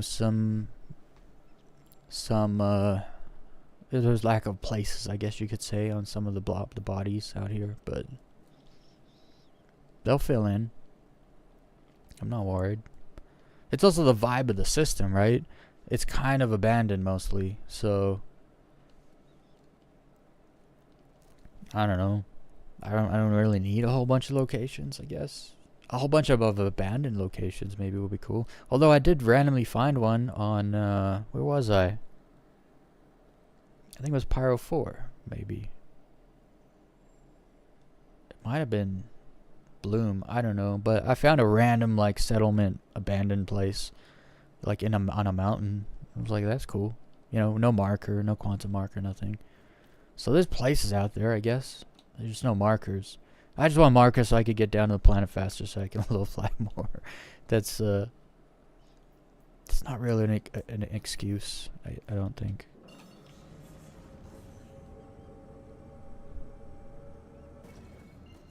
Now, if low flying was somehow a game loop, like an official game loop, and you got like points, like the faster and the lower you move to the ground, there's like a point system that calculated, and then you could like take your points and like to like a racing register office or something, and then get your your credits or something. That'd be cool. Will that ever be a thing? No. That won't ever be a thing. It'd be freaking awesome though. If you fly at 200 meters per second, 3 feet from the ground, for an extended period of 5 seconds, you get 10,000 credits. Oh, but then people will cheat. They'll just find somewhere real flat. They'll just go to the ice water. What's it called? The ice lakes of like the ice lakes of Microtech. And they'll just bomb across the lake at like 2 feet off the ground at max speed.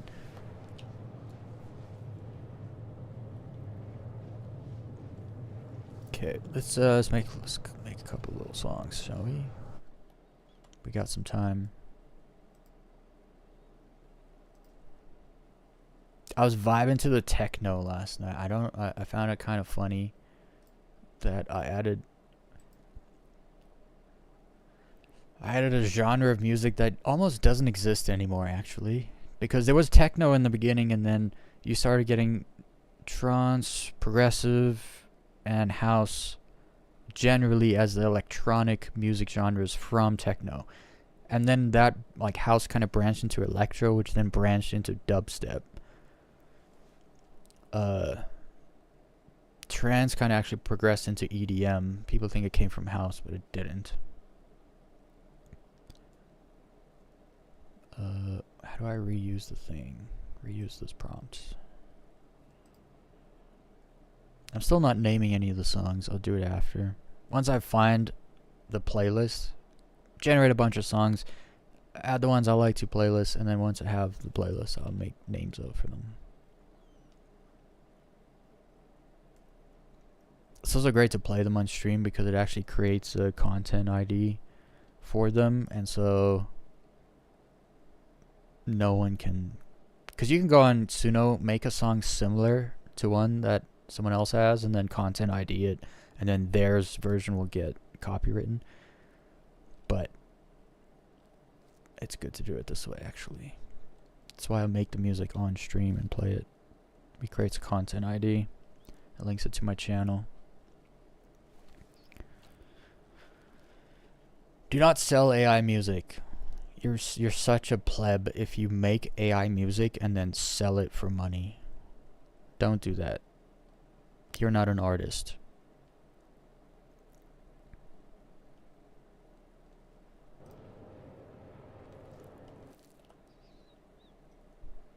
Generate some more.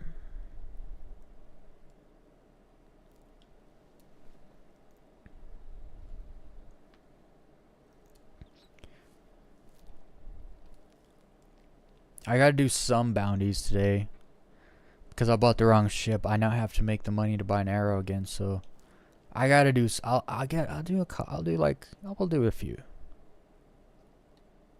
I gotta do some.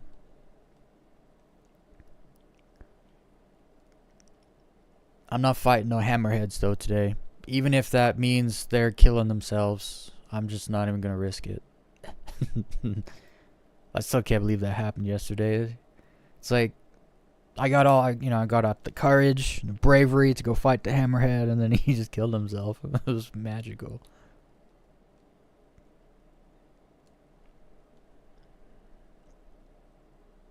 It's like David and Goliath. David picks up the stone, he starts swinging it, and Goliath just falls over. It's like, hell yeah. Winning.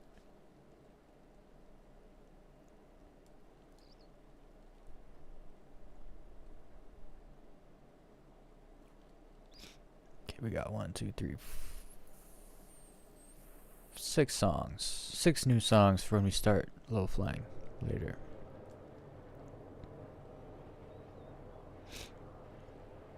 Whenever I look at the hologram of this ship, I always see that freaking round ship that dude from The Expanse, the Epstein guy who made the drive, like that ship he bought that he like flew off into space, forever accelerating into space. That ship has just got like the same shape. It's got like a big fat butt. It's round, and it kind of goes to a point. It just needs a ring around it, right? I think that ship had like a ring, kind of a circular wing. Where's the station? Oh, it's there. It's just very dark. Okay. Oh yeah, and there's all the stuff here. So I set my respawn point here, and it put me to Patch City. I died on Monox, and then it respawned me at Patch City. Not entirely sure why I did that. But when it did that, it like reset my respawn thing. So when I died, I would just respawn back in.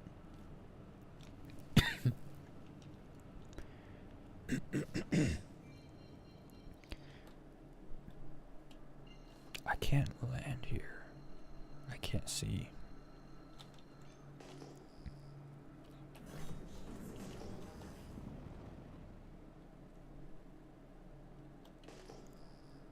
There's so much stuff here. Okay,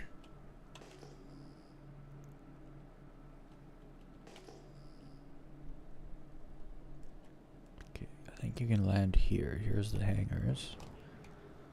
Let's call for hangar. Put us on the other side, of course. Dude, I think this ship's got some low flight potential. I don't know. It's got a good upward thrust, actually. How's it sideways thrust? Not bad. Look at that zigzag. Look at that. Look at that. Look at that. Look at that velocity indicator. Zigzagging across the screen like that. I'm gonna crash. I'm not paying attention. I'm supposed to be landing.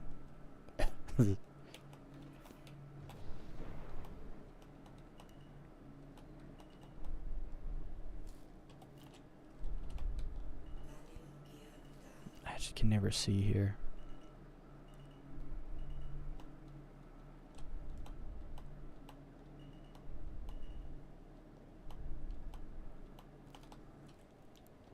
So when I was in PYRO, I actually changed my settings entirely. And now I remember when I was back in Microtech, I changed them because it was so hazy. Yeah, you saw it. You saw it. That zigzag was crazy. I've never seen that where I like start going one way and then stop it and then start going the other way so quick. I think it's got potential. I think it's got a lot of potential. We'll see though. It's much bigger than an arrow and the shoe, and that's what I'm used to low flying, so there'll be some learning curve for me. But anyway, as I was saying, I need to get my... I moved this from 60 down to 40.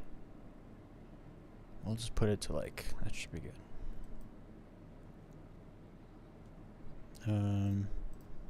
Much better. PYRO's just... on average, is just more dark. Everywhere you go. Different light source. Makes sense. I actually like that it's like this.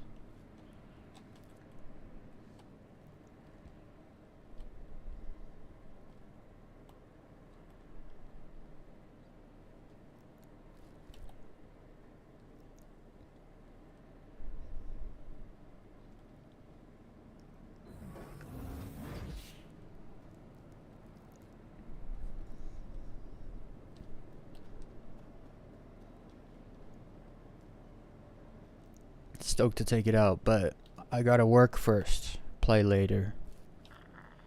So actually I don't need to. I just gotta go back. I need an ASOP terminal so I can call my Corsair. Actually,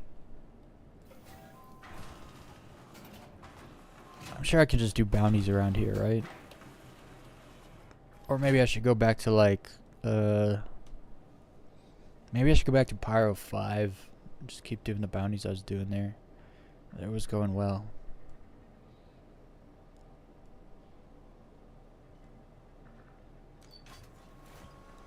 Decisions. You make the wrong call.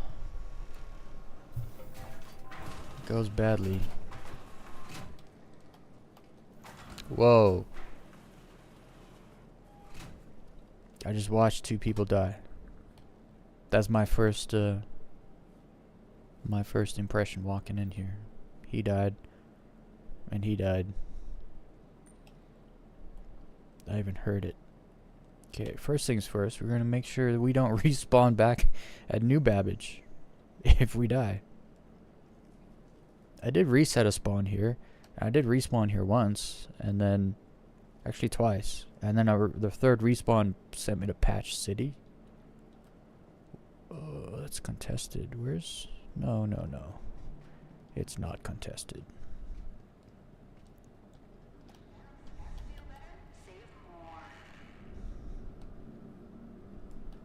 Here.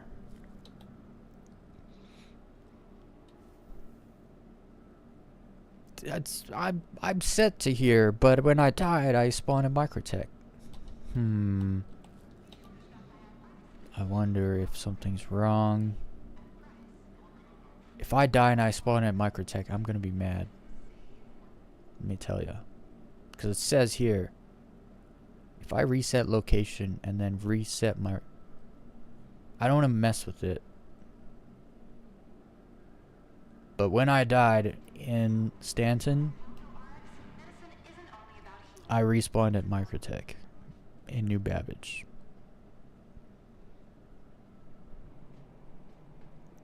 I kind of want a new update so there can be a reset so that I can pick a new location. I'll pick PYRO.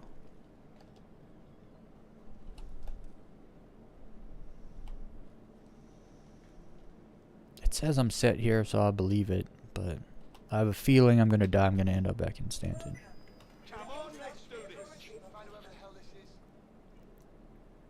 I guess the trick is to not die. Right? This is at Ruin Station. It would take me longer to fly there and get it than to call it. So we're gonna wait. Did you actually... I'm having this problem. I had this problem yesterday. This thing is lying to me.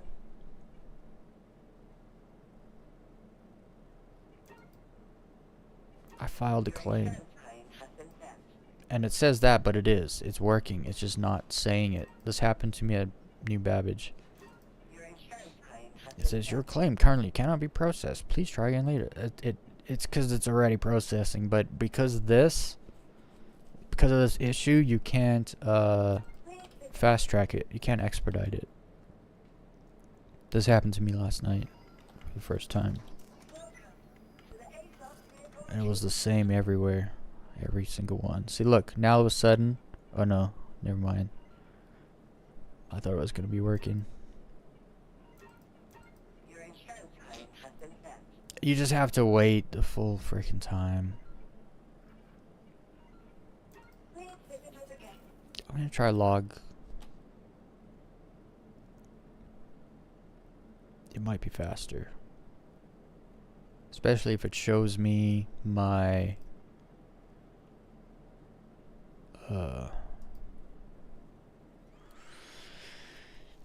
if it allows me to expedite when I come back in, then it'll definitely be faster. If not, we're going low flying. It's that simple. That's the beauty of low flying. If you like playing Star Citizen and the thing you're doing stops working or isn't working, then just go low flying. It's like, yeah, well, like most people be like, well, I guess we're gonna have to get off. The mission isn't working, or, you know. The low flyers are just like, see ya. We're going grinding.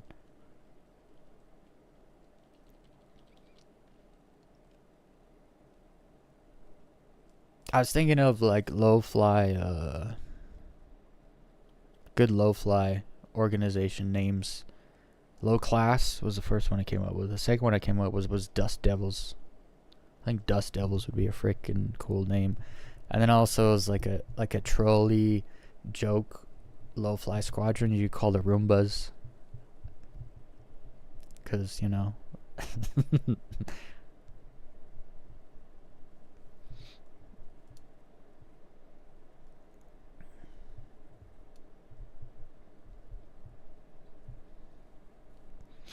And that's the other thing. I'm most like 90% of my low flying I've done all on stream.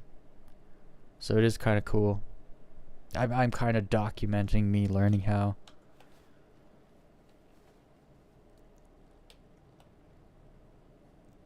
I mean, I kind of wish I live streamed all my my GTA stuff, my low fly skydiving stuff. I was so good. I was so good. I don't think anyone actually fully understands. You can go on the Rockstar Newswire on Social Club, and they wrote an article about what I did, like me, in the game. Like, there's an article in there. I shouldn't say it was about me. I was in the article because the article was about the group that I was a part of, the Sky Children.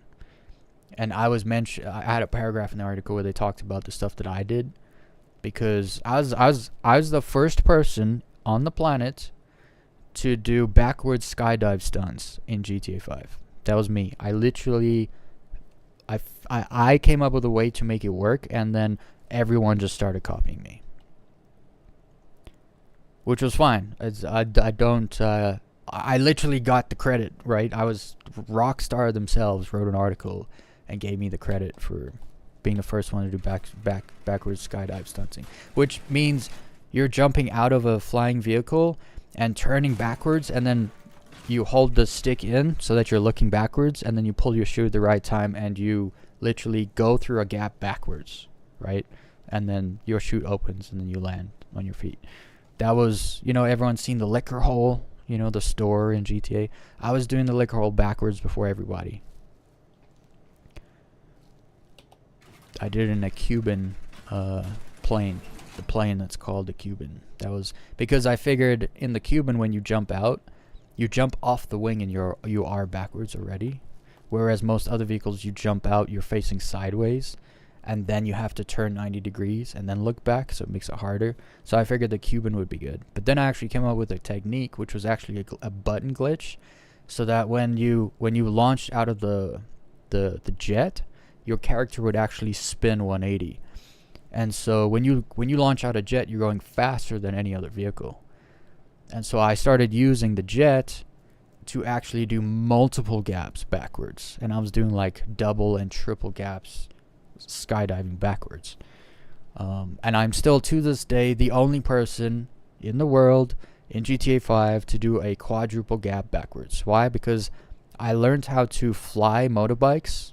I don't know how much anyone here knows about GTA, but there was a glitch where you could literally learn to fly a motorbike.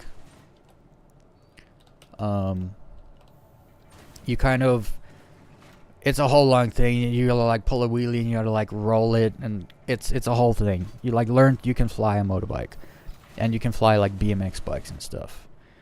But basically, I learned how to do that because the fastest vehicle in that game is a flying motorbike, if you know how to do it. This is where I came from. I'm talking too much. But anyway, so I figured to do the quadruple backwards gap, I needed the speed, and the only thing I could get it from was the bike. And so I learned to fly the bike just so I could do the stunt. And to this day, nobody has done it, because now when you jump off a bike, you lose your balance and you're not flying right away. And so it doesn't work anymore.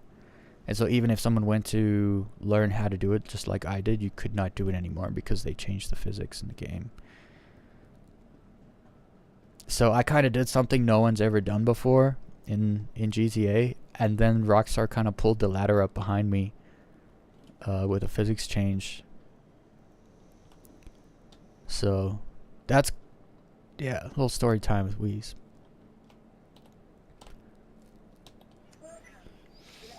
But yeah, like I was saying, I would have liked to document my journey becoming really good at doing stunts in that game, because I didn't play GTA. I mean, I did like a heist here or there with a friend or whatever, but I didn't, grind missions in the game or do like the like the business stuff and all the stuff to make money to buy stuff. I had a friend that modded my account a long time ago, so I could run faster than everybody, and I had like $208 billion, and every wipe, or every time they got rid of people that modded their accounts, they never took my modded account from me, so I just got lucky.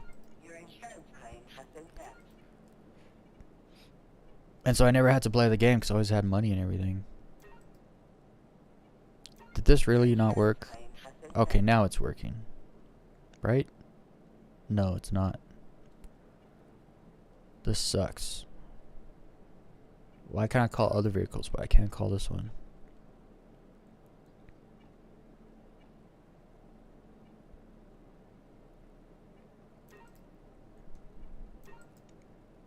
And now it says whatever. Come on, work.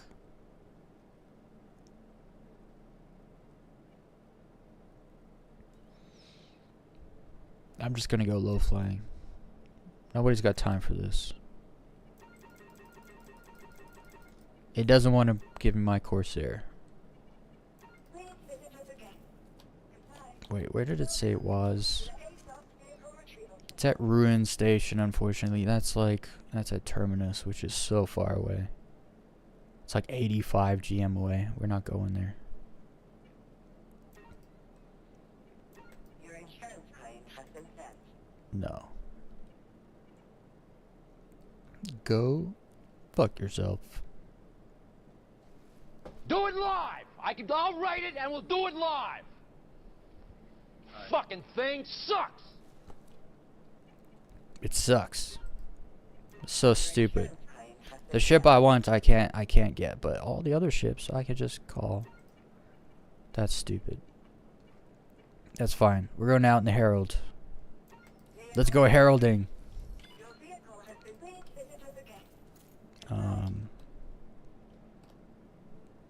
We gotta test the respawn here. I got a feeling they're gonna respawn me at freaking New Babbage.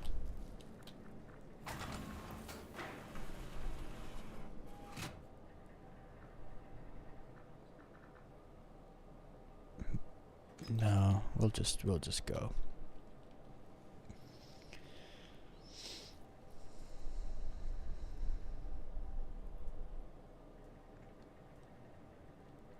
Did I go?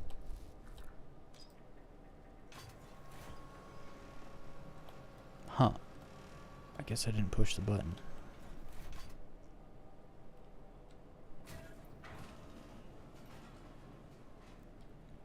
And there's no ship.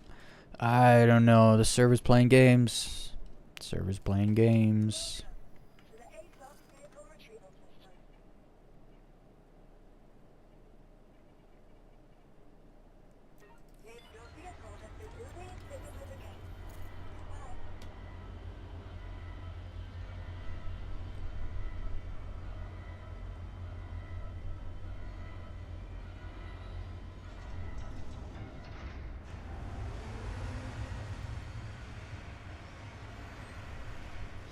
I also have to remember I have stuff at Gaslight or Obituary.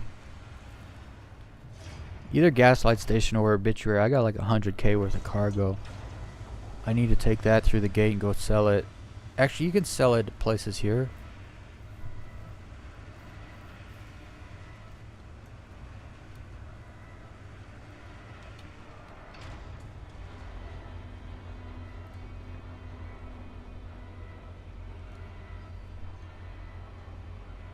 There she is.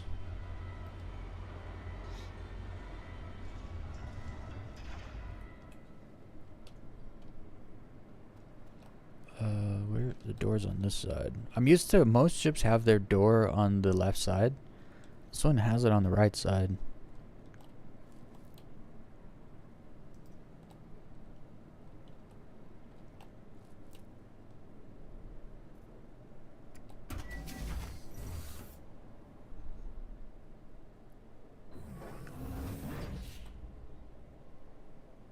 I wonder if there's any storage on this ship. I don't think you can even put a single box, like a storage box, on the ship.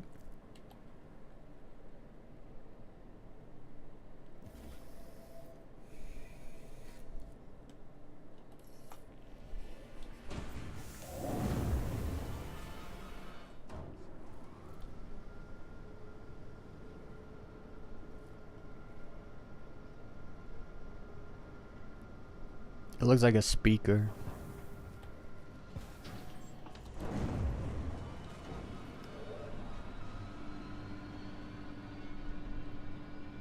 It's funny how you just can't see the ship from the back because all you can see is the thrusters.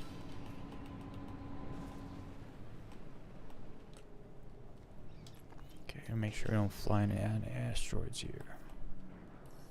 And we're gonna go to Monarchs. Go take a little fly around in this thing on Monarchs.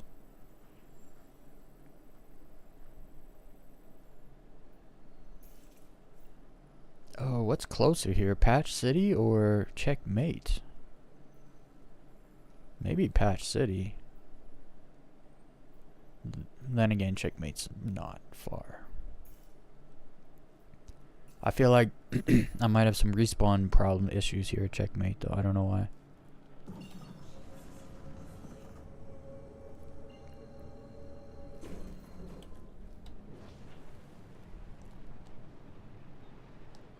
There's so much garbage here.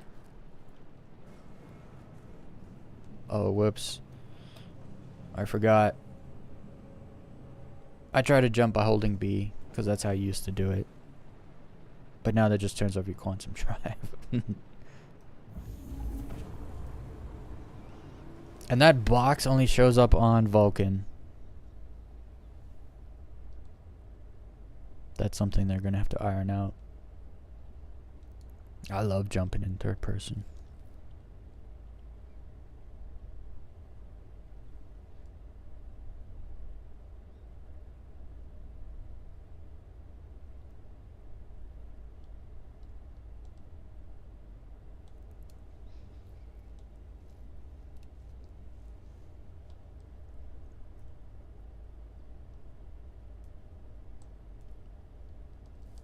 And we don't have far to go, so we're almost there. I really hope I don't respawn back in Stanton.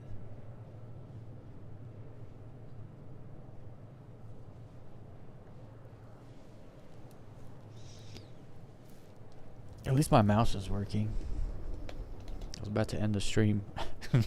You can't play this game if you don't have a mouse.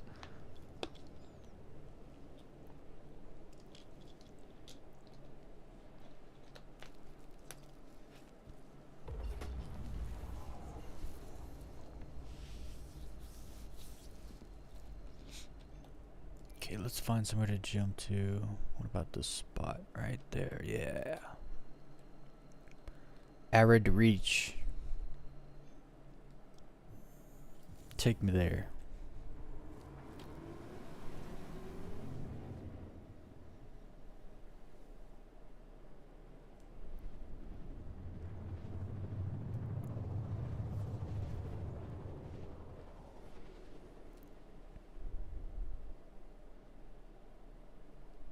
Now we got some water.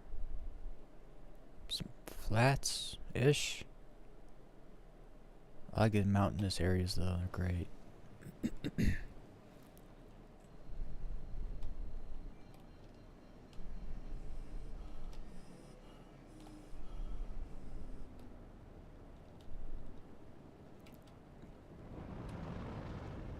Okay, so this is officially the biggest ship I've ever attempted to low fly. I've also just bought it and just blacked out. There we go, we're back. Alright, let's see how fast it goes. So we're in SEM now. It goes as fast as... Let's see. I think it goes as fast as the Arrow and the 85X. Oh, there's a turret there. Don't go red. Don't go red. We're good. As long as the turrets don't turn red, we're all good.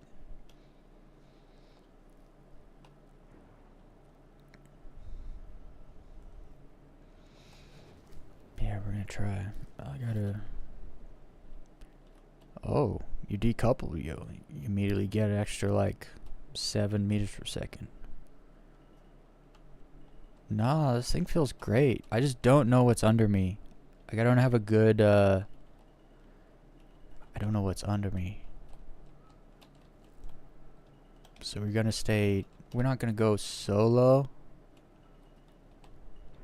We're not gonna go very low, I should say. Some words I use might be confusing.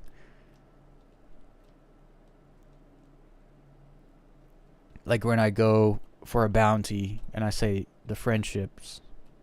I'm not talking about relationships. I'm talking about his friends that are in ships.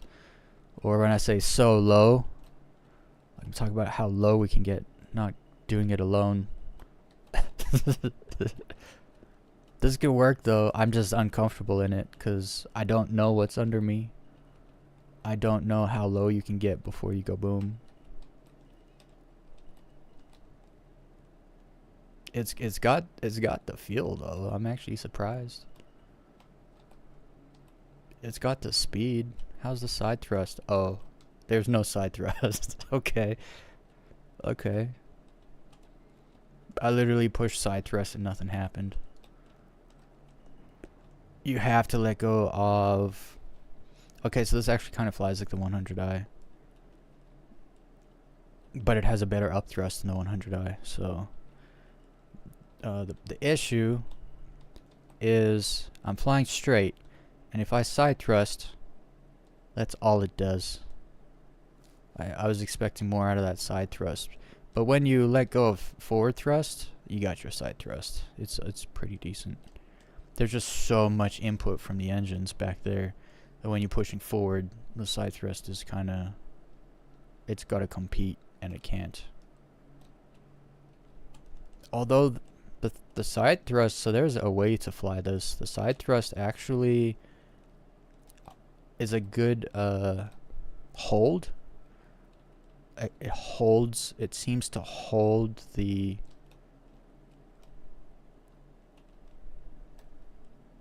It kind of holds it, it keeps, allows you to hold its direction. So maybe you're turning, but you want to open your turn more. You could hold side. Oh, and that actually works quite well. I'm going to learn to low fly this thing. I just need to get comfortable with how far it is off the ground. I don't know. Like, obviously you get closer to the ground than an Arrow or the 85X. Because automatically there's more ship between me and the ground when I'm in this thing. But I think there's potential here.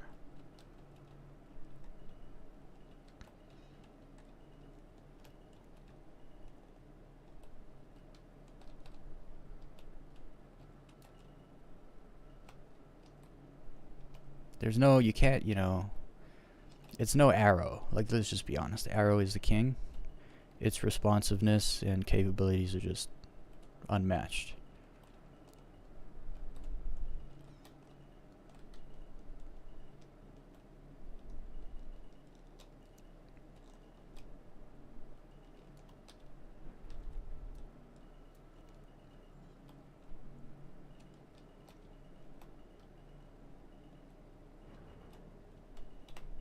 I find I put my nose down to try to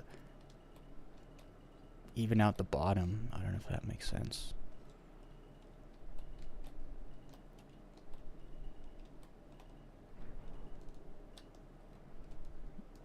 Okay, so it's very touchy with the acceleration's very touchy. You kind of have to let go once in a while, just so that your other inputs actually do something. But when you let go, they do. They input pretty good. Like if I need to, you know, dodge this, it's like, we can. But you have to let go of W. Well, you ain't dodging nothing. You'll just keep going straight.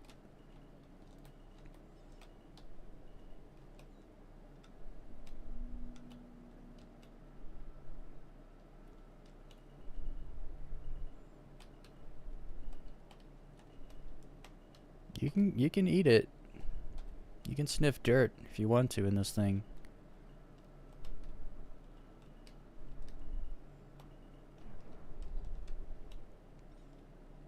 I'm like all of a sudden in a desert. What happened?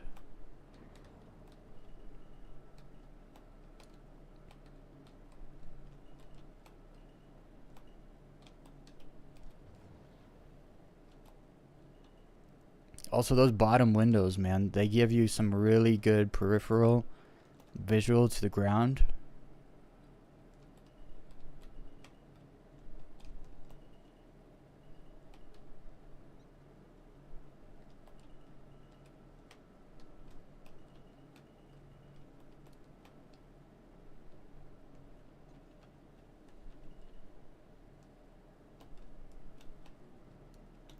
I'm definitely not comfortable in this ship though.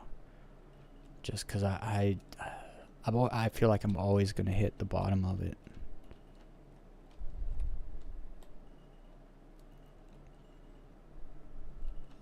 Maybe if I swing the bottom out, kind of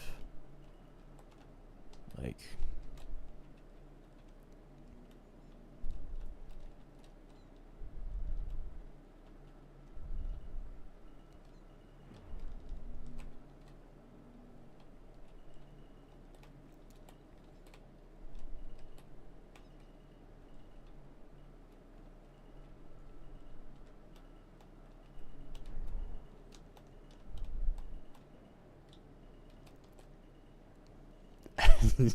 You gotta have a lot more foresight. No quick movements. Like if you're gonna hit something, you best be on your way up. Ah! Okay, I think there's way less ship under me than I'm actually thinking here. Cause in my mind, I should have just died. The other thing is, it's also a bigger ship. I wonder if it has a bit of a heftier HP hull.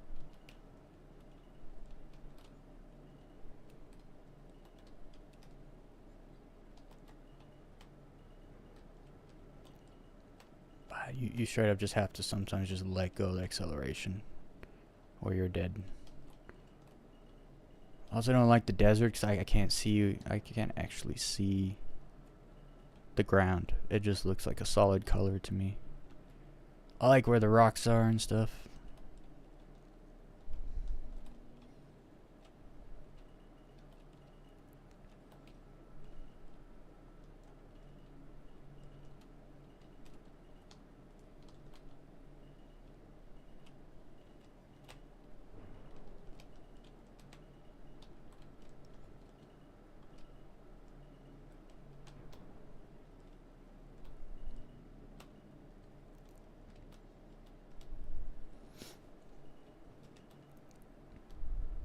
This thing is a bullet though. You can kind of just feel it. It's heavy in the back, light in the front, aerodynamic as hell. Those wings don't do nothing.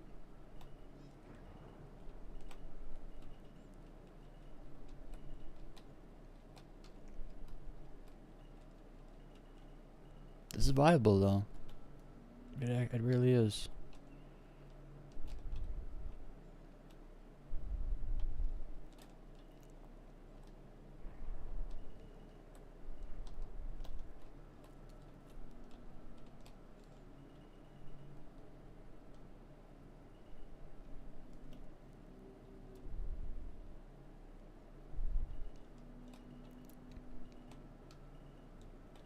I'm not comfortable in it still though.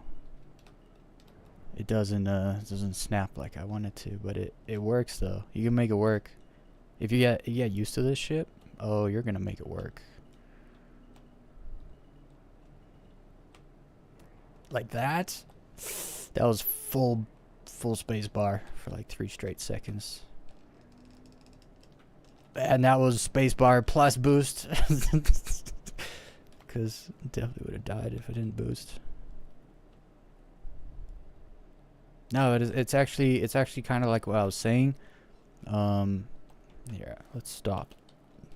Do a little explanation. No, you gotta fly decoupled. Low fly just doesn't work coupled. Because it's always trying to slow you down and correct you and stuff. And you gotta do a lot of drifting in low flying. So, this is what I was talking about earlier, where if you look at this ship, there's this kind of like a little ball under it, right? So if it was straight, I guess the ground is not straight. But you can see the ball would touch the ground first. Here, let's just go to the ground, actually. Right? So I'm always worried about that. So I was like, well, if you nose down, if you think, you know, maybe you're going to hit, and you nose down, then you basically just kind of... Hold on. You know what I mean? You kind of do that, so you put the butt up. But now you're like, let's see how low that actually is. I guess it's not flat, so it's not, I mustn't take it as that's what it's like, but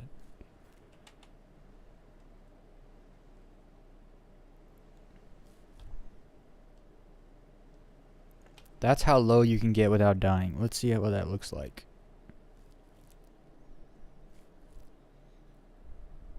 It's pretty low, actually. I feel like I've gotten to this point a couple times already. But that's what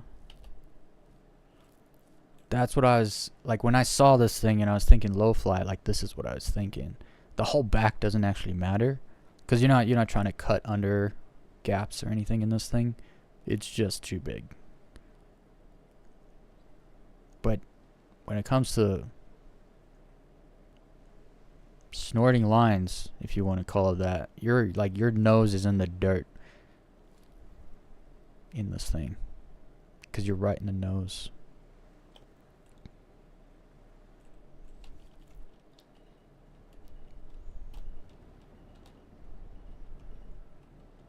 So you kind of keep your nose just under the line, which keeps your ship at that tilt, and then you just tap spacebar when you need it to keep it up.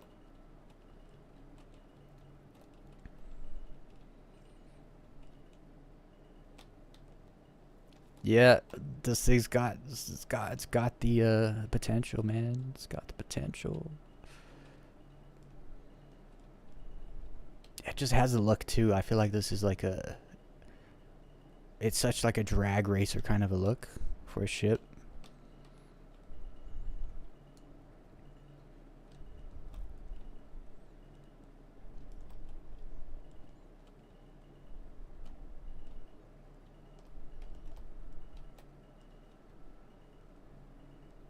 Just, yeah, I like this thing, dude. I like the look. I like how it feels. It's bigger, given it might be an easier, bigger ship to actually use. I don't know bigger ships that maneuver actually. Like I'm maybe thinking like the Hornet, maybe something like that is kind of similar to this kind of, cuz like you got like your directional, it doesn't snap, but it moves, you know? Hard to explain. It doesn't, let's just say it doesn't feel like the Redeemer, because the Redeemer is such a brick. I mean, the Mole is an absolute brick. I've seen people low fly the Mole, and I don't understand that either, because you got an entire level of a ship below you, but they still dig in, get low.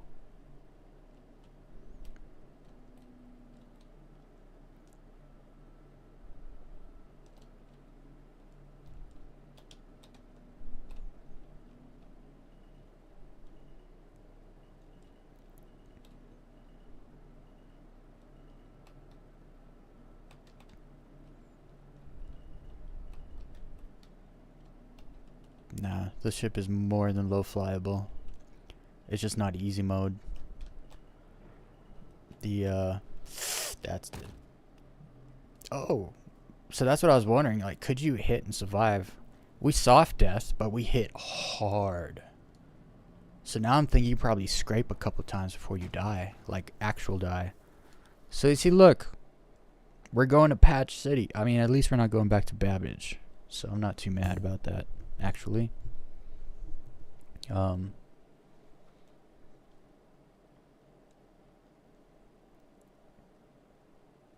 Patch City. Isn't Patch City a place in, what game is that?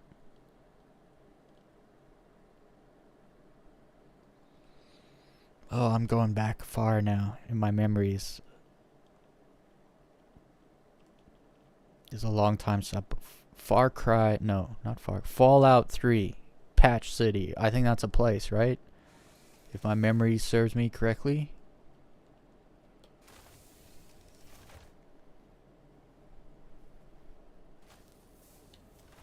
Okay, so now we're at Patch City. I knew there was a problem with checkmate. Something's going on there.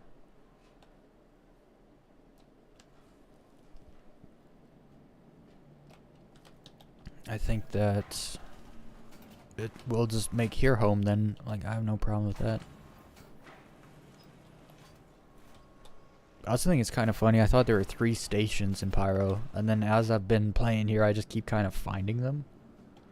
I only found Patch City because I randomly spawned here by accident.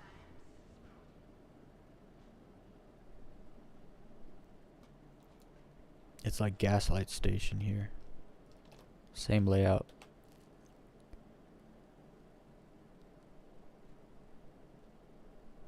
It's just as close as checkmate.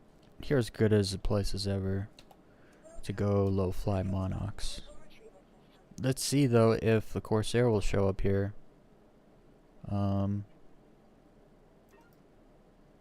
For whatever reason it won't give me my Corsair. I'll even pay the fee now. Pay it. Do it. It won't do it. It just won't load it. Also, it says it's destroyed when it was at Ruin Station. How did it get destroyed? Why is it like this? What's going on with my Corsair? Garbage. I wonder if it's just the server or if something's really wrong. I might have to do a like a account reset or something to get that to work.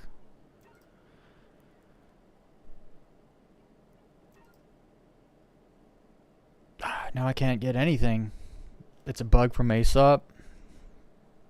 Well, that sucks. Is it different in the hangar? Do you know? That'd be usually my next step. See, this is a lie. First of all, it says stored checkmate. Oh, it is because I just claimed it there. Oh, but then I didn't respawn a checkmate, so now I'm out of luck.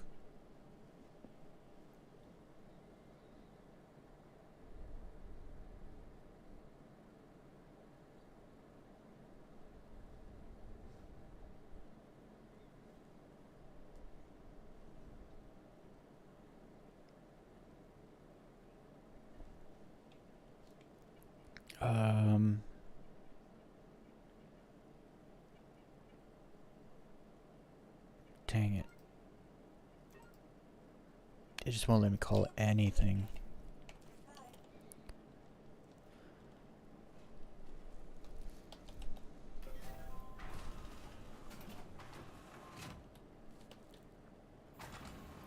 Yeah, I don't have a landing. I don't have a hangar either at this place.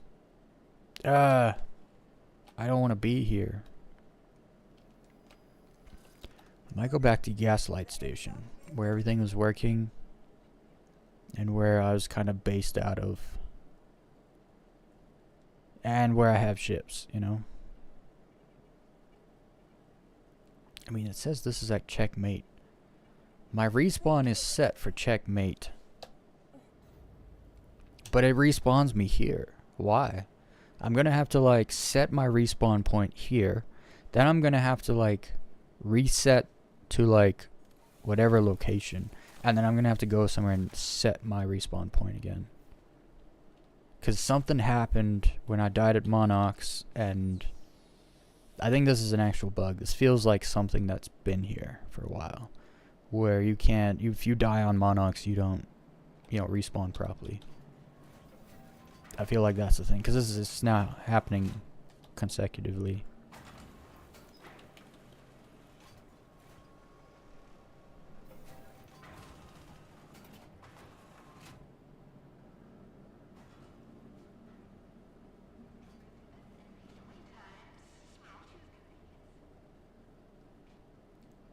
Oh wait, I need to do this.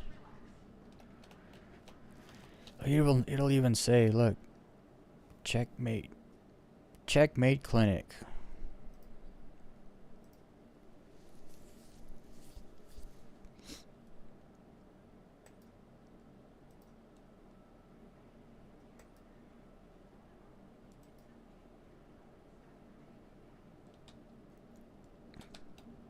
Now if I go here, it should say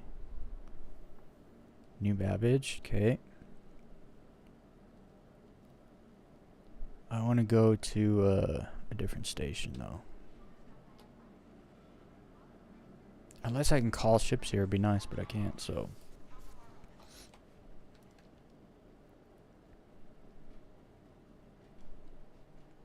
And I wonder why it decides, like what determines this bug actually? Because why can I call some ships but not others? I don't understand that. Like my arrow. Stored checkmate.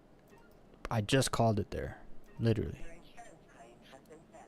And it works here just fine. So that's cool. I can buy it. I can bring my arrow. Why can I just not call another ship then? Because this one says it's destroyed? Or will you work? I don't know. It's not working.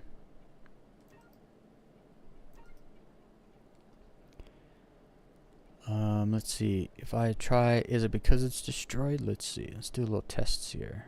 Let's try call. The A5X is not destroyed. It's at checkmate.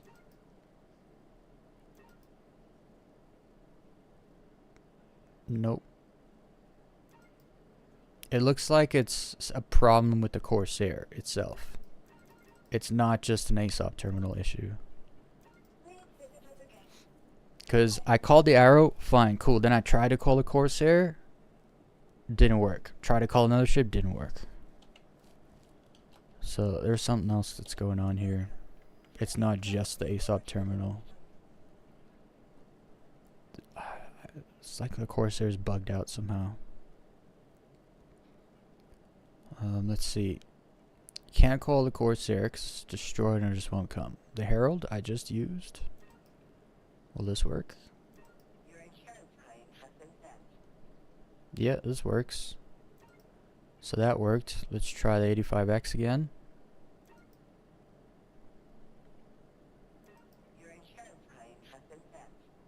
And it worked. See, it's the Corsair. It's not just the ASOP terminal issue. My Corsair is bugged somehow.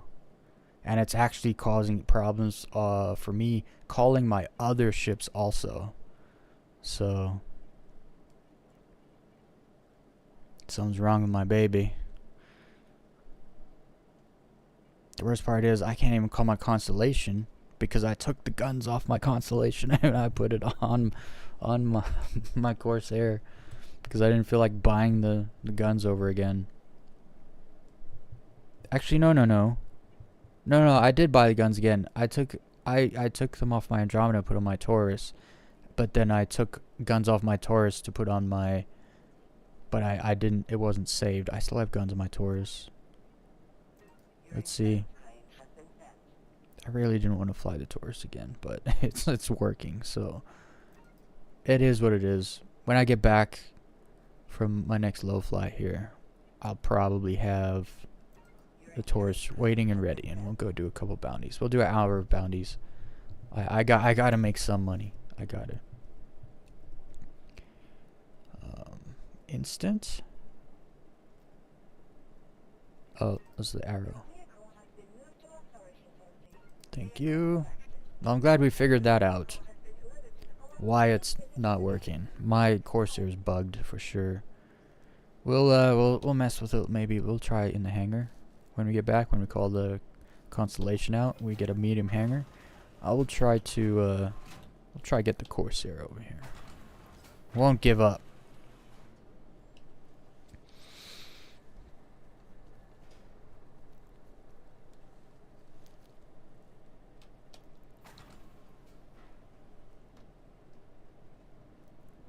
But we persevere. I ain't gonna let a bug stop me. Let me tell you what. I will figure that thing out. And then we will do what we want to do.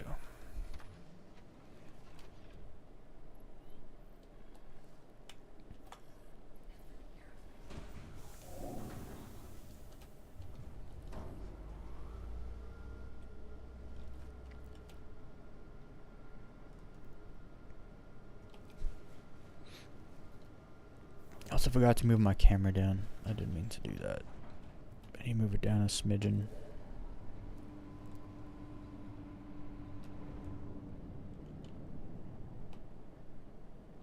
It's all blue here.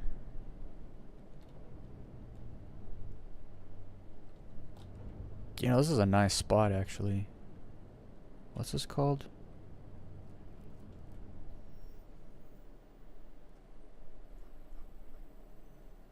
Patch City, that's what it's called.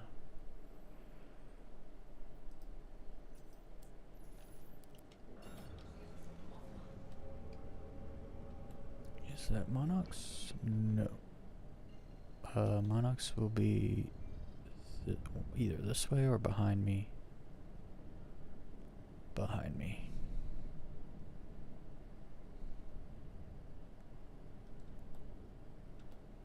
Obviously where my dead body is. This is Pyro 1? Yeah. Pyro 1's just like Terminus. Super thick atmosphere. Which is unfortunate. Because it has so many cool gaps over there. But I also did fly through a gap and I hit nothing. Or I hit something invisible and blew up. That was my first experience there at Pyro 1, so we don't go back there.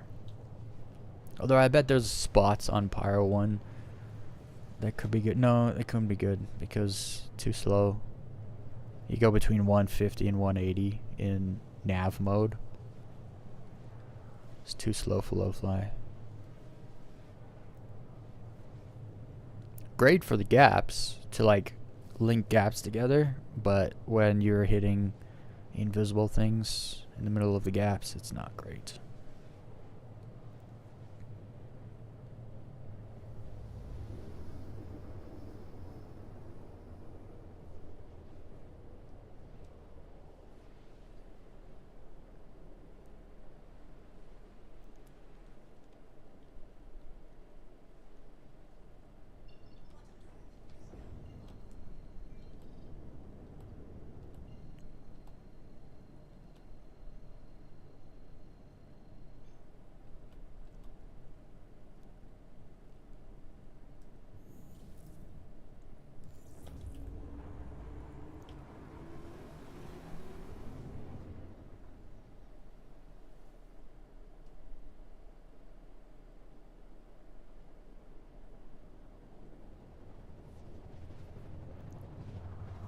I love how you can see the separation of the clouds from the planet. Because like they're not, it's the clouds aren't a PNG, they're physicalized. Like there's like a box. So there's like when you're actually like modeling stuff, there's like things will be like in a 3D box kind of. You don't see the box, but it's like where it creates the thing, and then it's like an actual thing, right? It's not a filter, it's not a PNG, it's not like a picture of a cloud, right? In GTA, for instance, the clouds are quite literally layered PNGs. There's about 6 layers. And when you look up, it looks all like, you know, like it's not just PNGs because it's layered. And then you only know that if you actually go all the way to 8 kilometers up, which is the ceiling in that game. Unless you're flying a motorbike, then you can literally go so high you can see the planet, like the ball. And then GTA is just a little island. Or San Andreas is just a little island on the ball.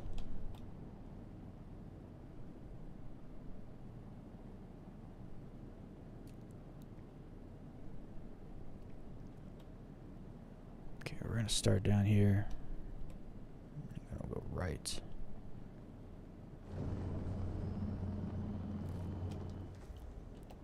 Man, this thing sounds good after the audio pass. Sounds so good.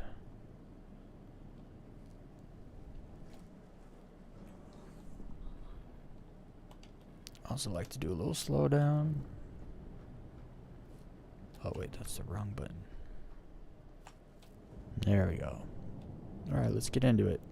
I did my practice run in the Herald today instead of the 85X. Although I think out of the 4 times I've died on Monarchs at this point, 2 of them I hit something invisible, I think.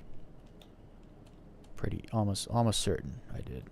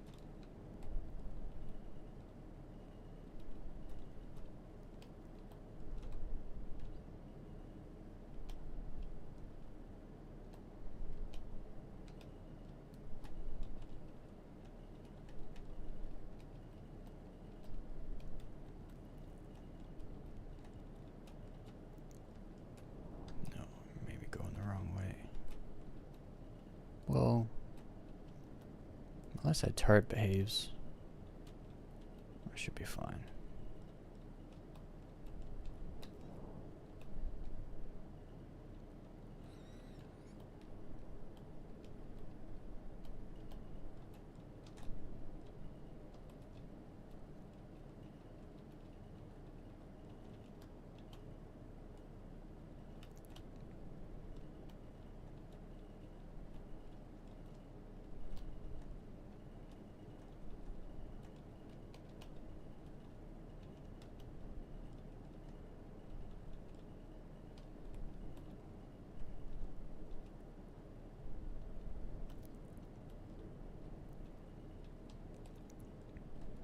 Where's the music? I was just like, why is it so quiet?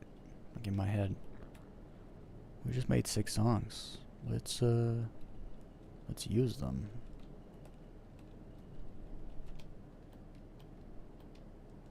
Oh, look at it. It's just calling to me.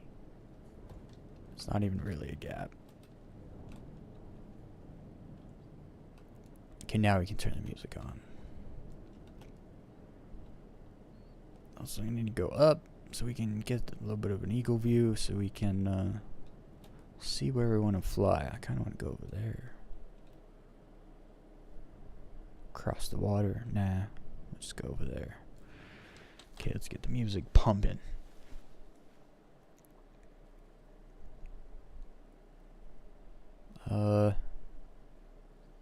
Start at the top.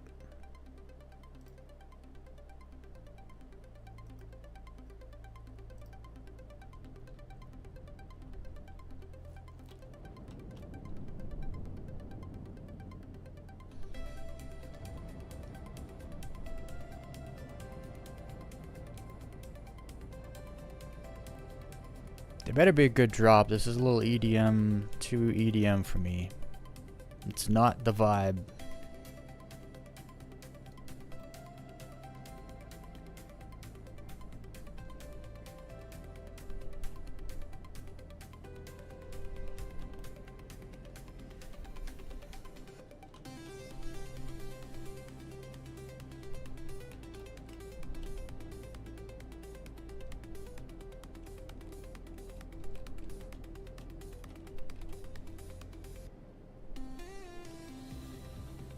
No, this is like hard EDM.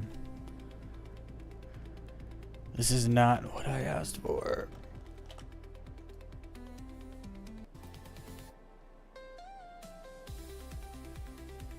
No.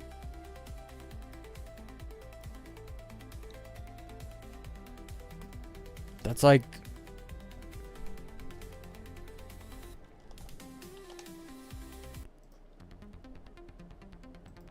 That's the vibe. I need to feel like I'm playing Need for Speed 2. That's the vibe I need.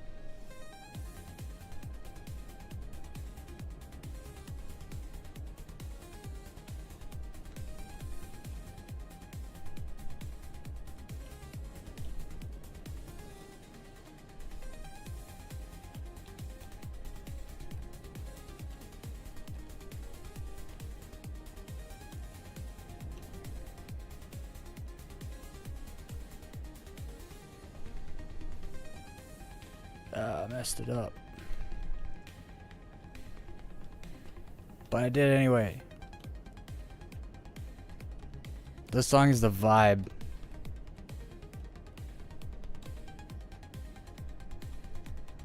It's got that chillness to it, but it's also fast.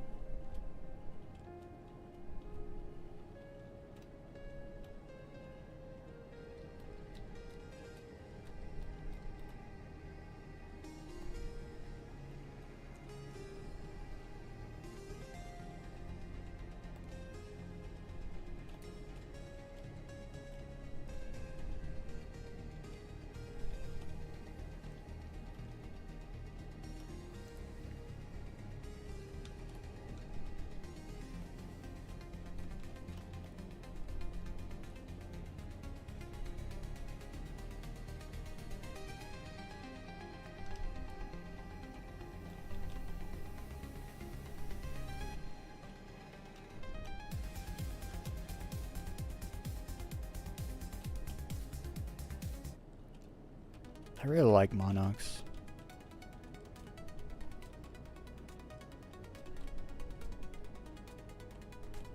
Monarchs is kind of a Daymar and a Pyro 4 kind of combined.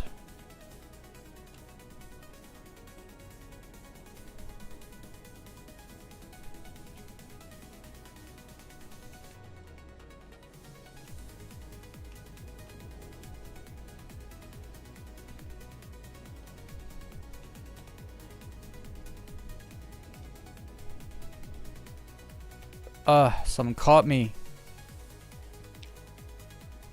I think there was an invisible something there. Cause you can see it was like, it hit like a... The explosion on my ship kind of lit up. If there was someone invisible and fire hit them, you'd all of a sudden see their shape, right? And I kind of saw...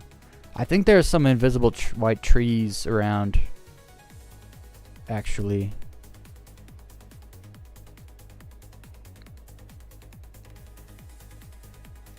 hopefully our ship's here now, though.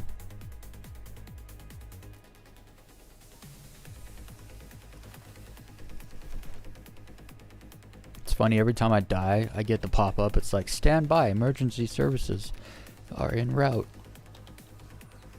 It's like, I'm pretty sure they're too late.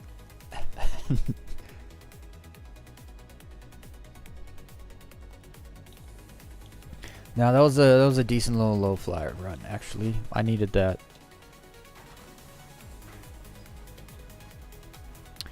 We're gonna try and make a little money for the rest of the stream, though. It must be done.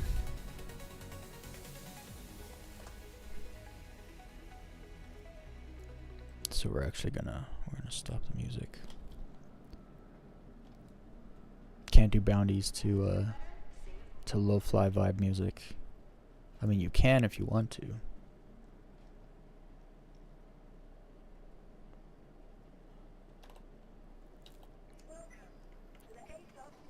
Let's see here.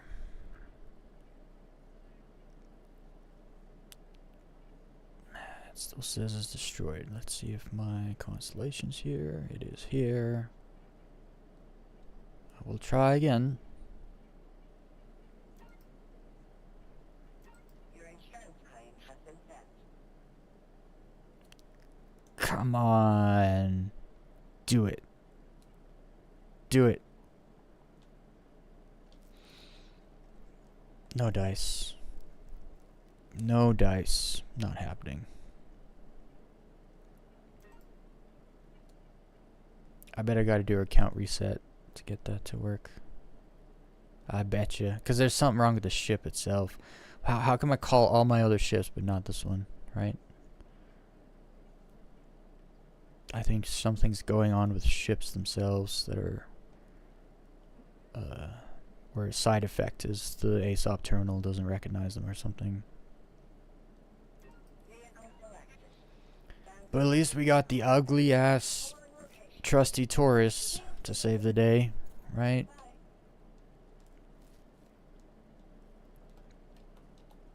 Actually, these bounties are probably pretty cool to do these in the actual... I changed my mind actually real quick. I'll take those guns off the ship also, like I did with on the Corsair. So if I could store that, take the guns off, and then bring it back out again. It's faster to do it here in the lobby than wait for it to come up and down and stuff in the hangar.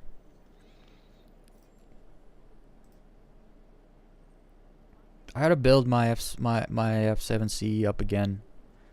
I used to have like the ball turret from the F7A, so you can actually have 2 size 3s, 2 size 4s, and 2 size 2s.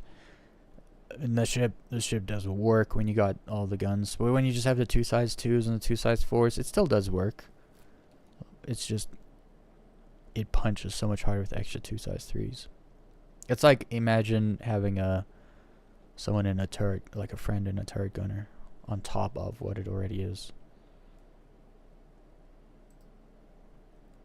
Okay, so weapons. I just want to get rid of the turret guns, which is only 2. It should be right at the bottom, right?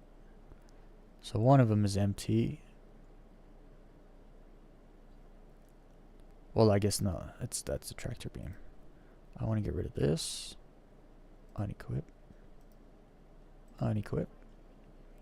And then we should be good. Cool. Let's go. Let's go make a bit of money.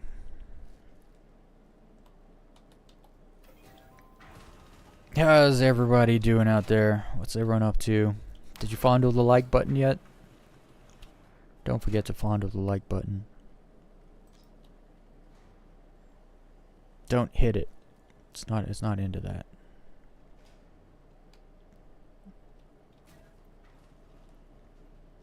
Oh wait. I didn't call it, so now we gotta wait anyway. Slow clap.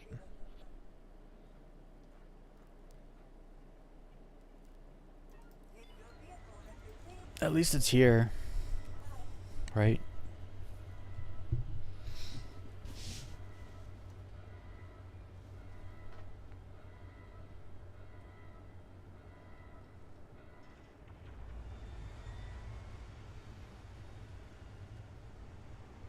I need the pop-out chat, so I can't read it properly. There we go.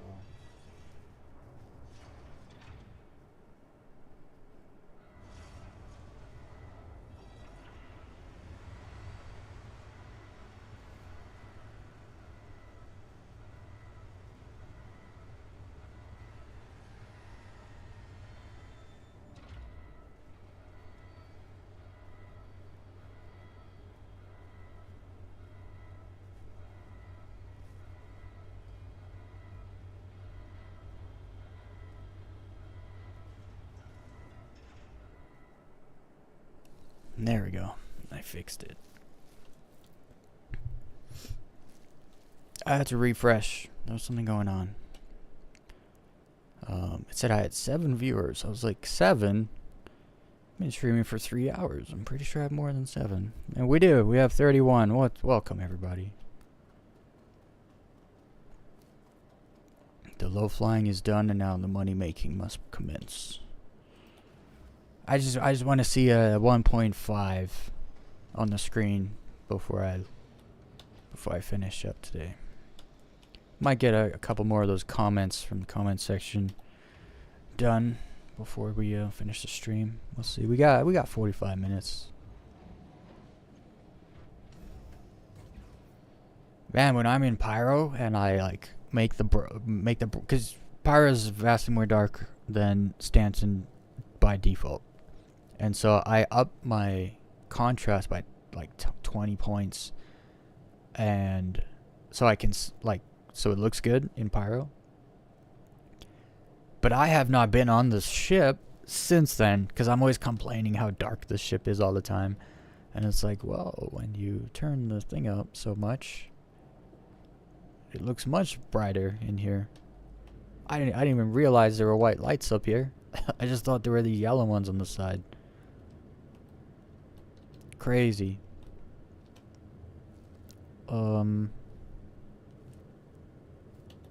Yeah, let's go do a little bounty hunting. I haven't been in this ship for 2 weeks. It's been nice, but the Corsair won't show up, so we're now flying this. We're flying Dumbo again. Here we go. Wasn't expecting this. I might actually put the guns on this back on the Andromeda. I do prefer fighting in the Andromeda.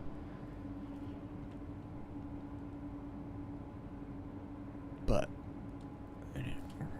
we're gonna do just fine.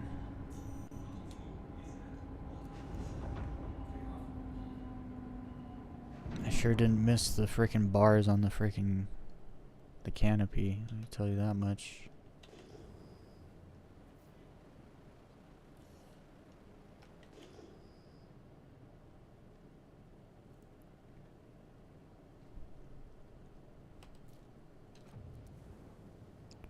Okay, before I jump into nav mode, actually, I would like to just make sure nothing's ahead of us.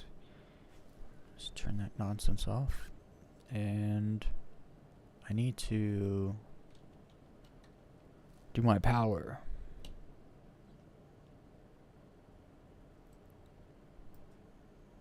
So I should have extra power. This thing has 2 different coolers in it, I think.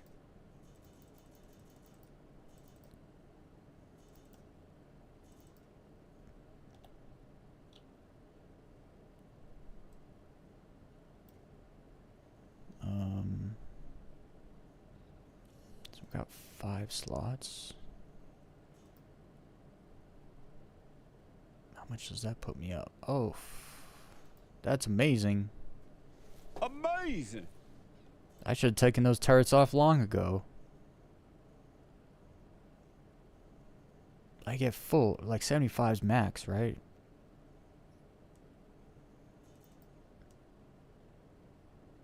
Yeah.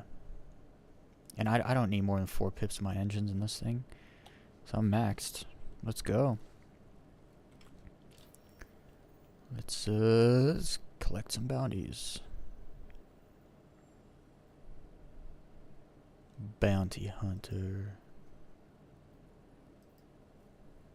I won't start with the 136. We'll start a little lower. We'll start at the 120. I'm gonna ease into it.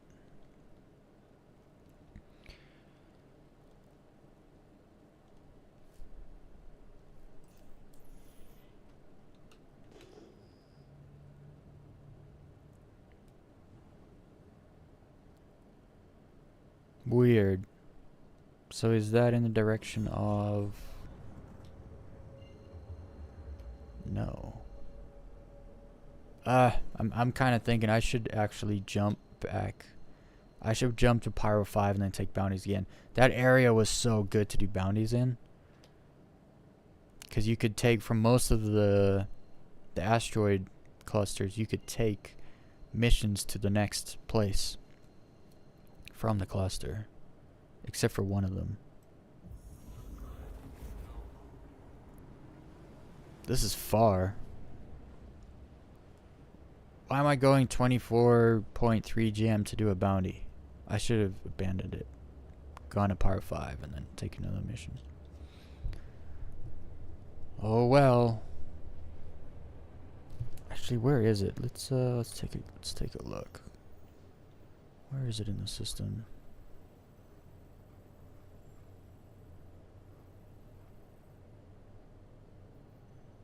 Oh, it's over here.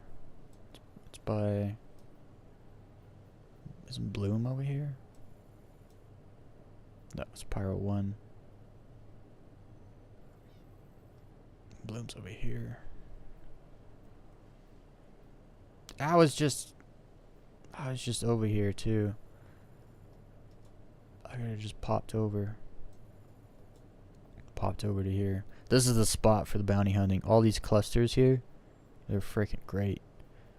I think this cluster here is the only one you can't take a new mission from. Or was it one of these? These make sense because they're kind of far out there, but they're all so close, so you can just jump between them all so easy.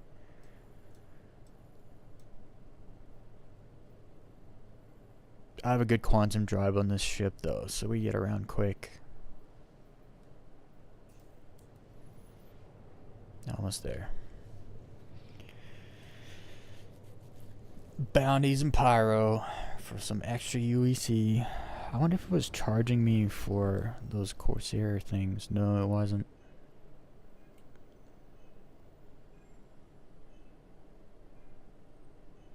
Oh, look at that. I never noticed it puts your track contracts up here in this corner. For whatever reason, it always says I'm flying a Gladius or an F7C. I don't know why. That's the only ships it'll show me in here.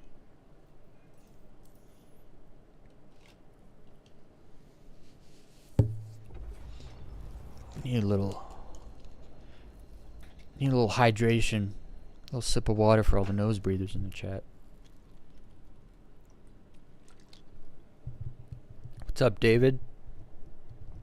Yeah, we're starting with the 120. Just going from a snappy low fly ship to the bigger ships. My aim is horrendous, actually, so we like to ease into it. Even though the 120s and the 138s are pretty much the same. I think there's one extra target, but said size of targets are all the same.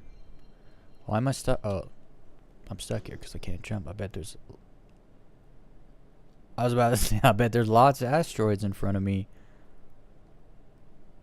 And there's nothing. That makes me uncomfortable when you tab and there's nothing.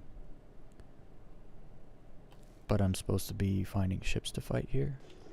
Yo, this is a Lagrange point. Where's the rocks at? Am I being trolled?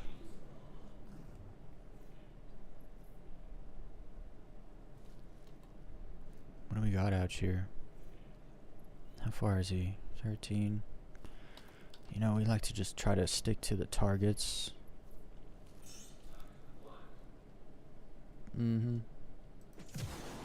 Go get him.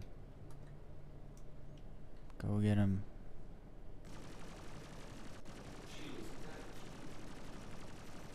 Oh, dude. I think it's just I'm not used to the Corsair. Maybe that's why my aim's always bad in the Corsair. I've flown this ship a lot, so my aim's much better in this ship. Much better.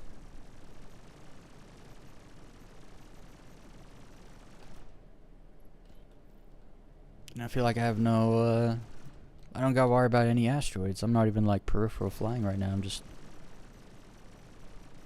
It's just weird because it's so dark. I don't feel like I'm anywhere right now, actually.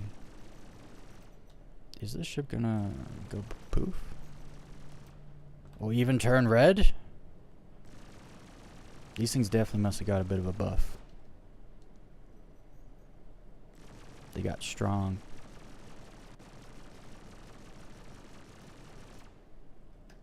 How far away is he, man? That's something that they gotta do. I can never tell. Oh no, what's doing that to me? Something is going through my shields. These little things will go through your shields. But they go poof real easy, so you want to take them out first.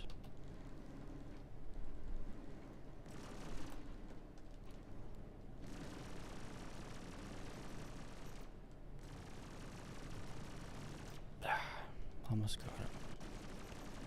Dude, I'm just fighting in the dark here. I don't like it. Okay, yes, yes. I know you're here still. I didn't forget about you. I'm gonna get you. I just can't see it. Like, I'm just in the dark. I don't like it here. I'm going back to Pyro 5 after this. Where's the other one? There he is. You thought you were gonna get away. What's he trying to fly into me now?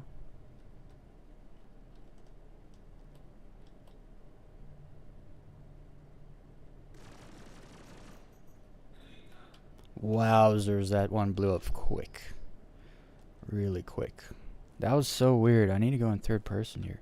There's no light here. It is a black hole.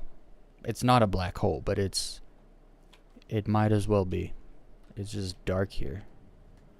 And my mouse just died. No.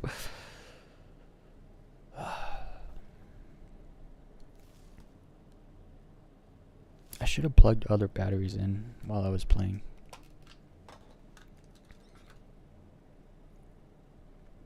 At least we're like near the end of the stream. At least I actually got to stream. Because the battery died right as I got to Pyro. Like 2 hours ago. And then it just died again. I'm guessing it's done though. The funny thing is I can't end the stream without a mouse.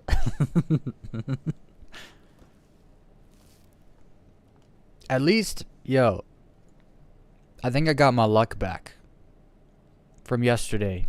I was like, after that hammerhead killed itself and I didn't have to fight it, I was like, oh, I just lost luck for the next week. I just used all my luck up for the week. But I was just fighting ships. This could have happened like 10 seconds. If my mouse died like 10 seconds sooner, I'd be getting killed right now by a freaking Avenger Titan. So that was some good luck, actually. Silver lining. I'm all about it. But now I don't remember which batteries I put in here earlier. Well, this one says it works.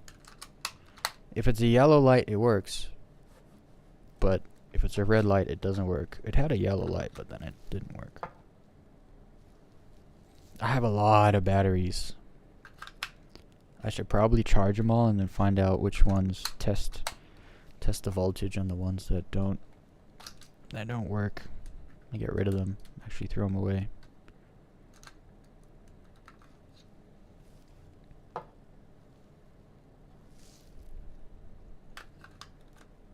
So what's everyone up to? I can't do anything right now.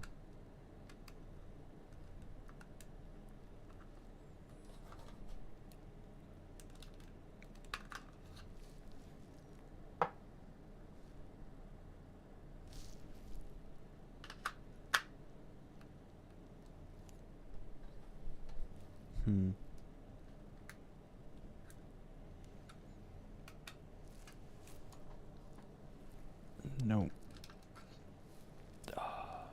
Well, that sucks. Let's try this one, actually.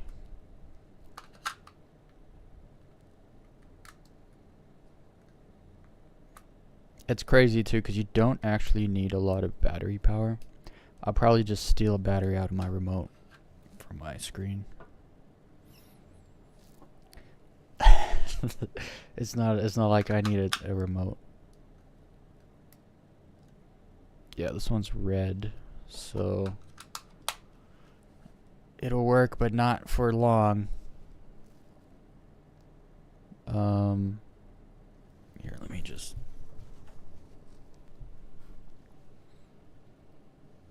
Now, what are the chances the remote for this is like AAA batteries? I dropped it.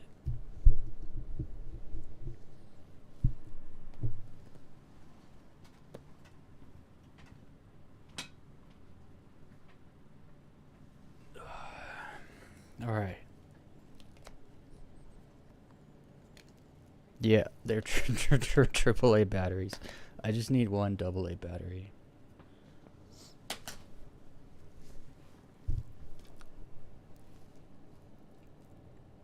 Well, I would keep playing, but I know this battery's gonna die because the thing is red. I'll charge all the batteries overnight. I have 6 of them, and none of them work. So I'm actually just we're gonna log out here. I'll have to cut the stream short, which is fine. I've already streamed for like 15 hours this week. Oh, that's not the bed. Here's the bed.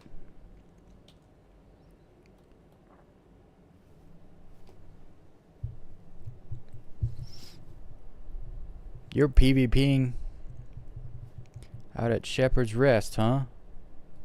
Testing your little Tanu build. Your have you snuck up on anybody yet? Snuck up and seen like how close you can get to people before they realize you're there?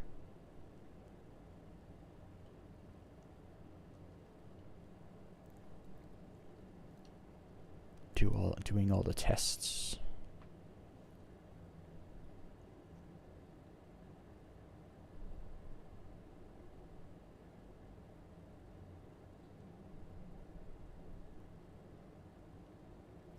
Down to 2.9k, so that's pretty good.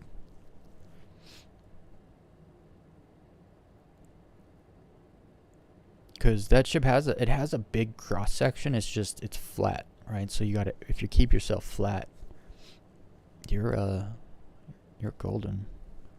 But that's like, here's the thing about stealth is that you can lock on. Like that's so unnerving, right? Where someone would come within radar range and it'll be like a bogey or whatever, you know, like your ship tells you like something's there. And then if they lock missiles onto you, you hear like the little sound, and then if they fire, you hear another sound. Imagine just like missile locked, missiles incoming, and you're just like, wait, what? There's nothing on my radar. That's so unnerving, so unsettling.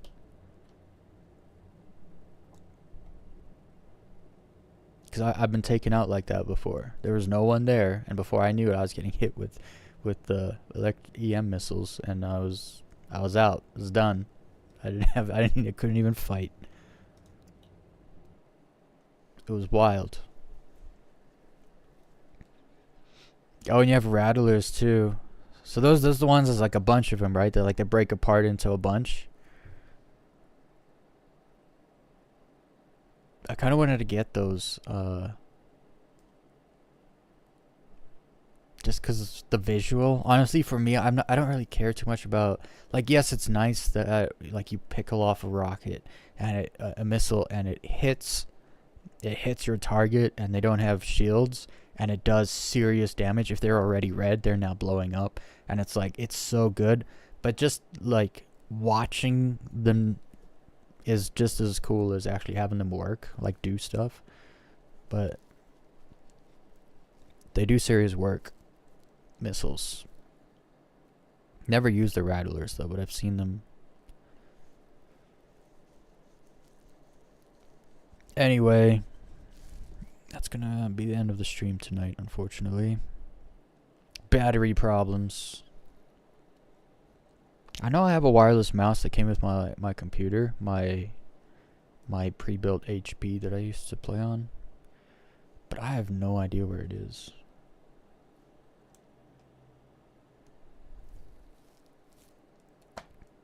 Oh well, it won't happen again. I'll make sure all these batteries are good to go. I haven't charged them in a long time, so I don't even know which one of them works, which one of them will hold a charge. But I'll test them. I have a meter where you touch both sides of the battery. It tells you its amplitude and it's all its stats, so you can see if it's kind of dead or not. So I'll do that. I'll do that tonight or tomorrow before make it happen. So tomorrow I'm gonna have to make more money We only did one 120 mission today. But at least we're able to survive the mission. Like, at least the battery died right after the last guy was done. So that's good.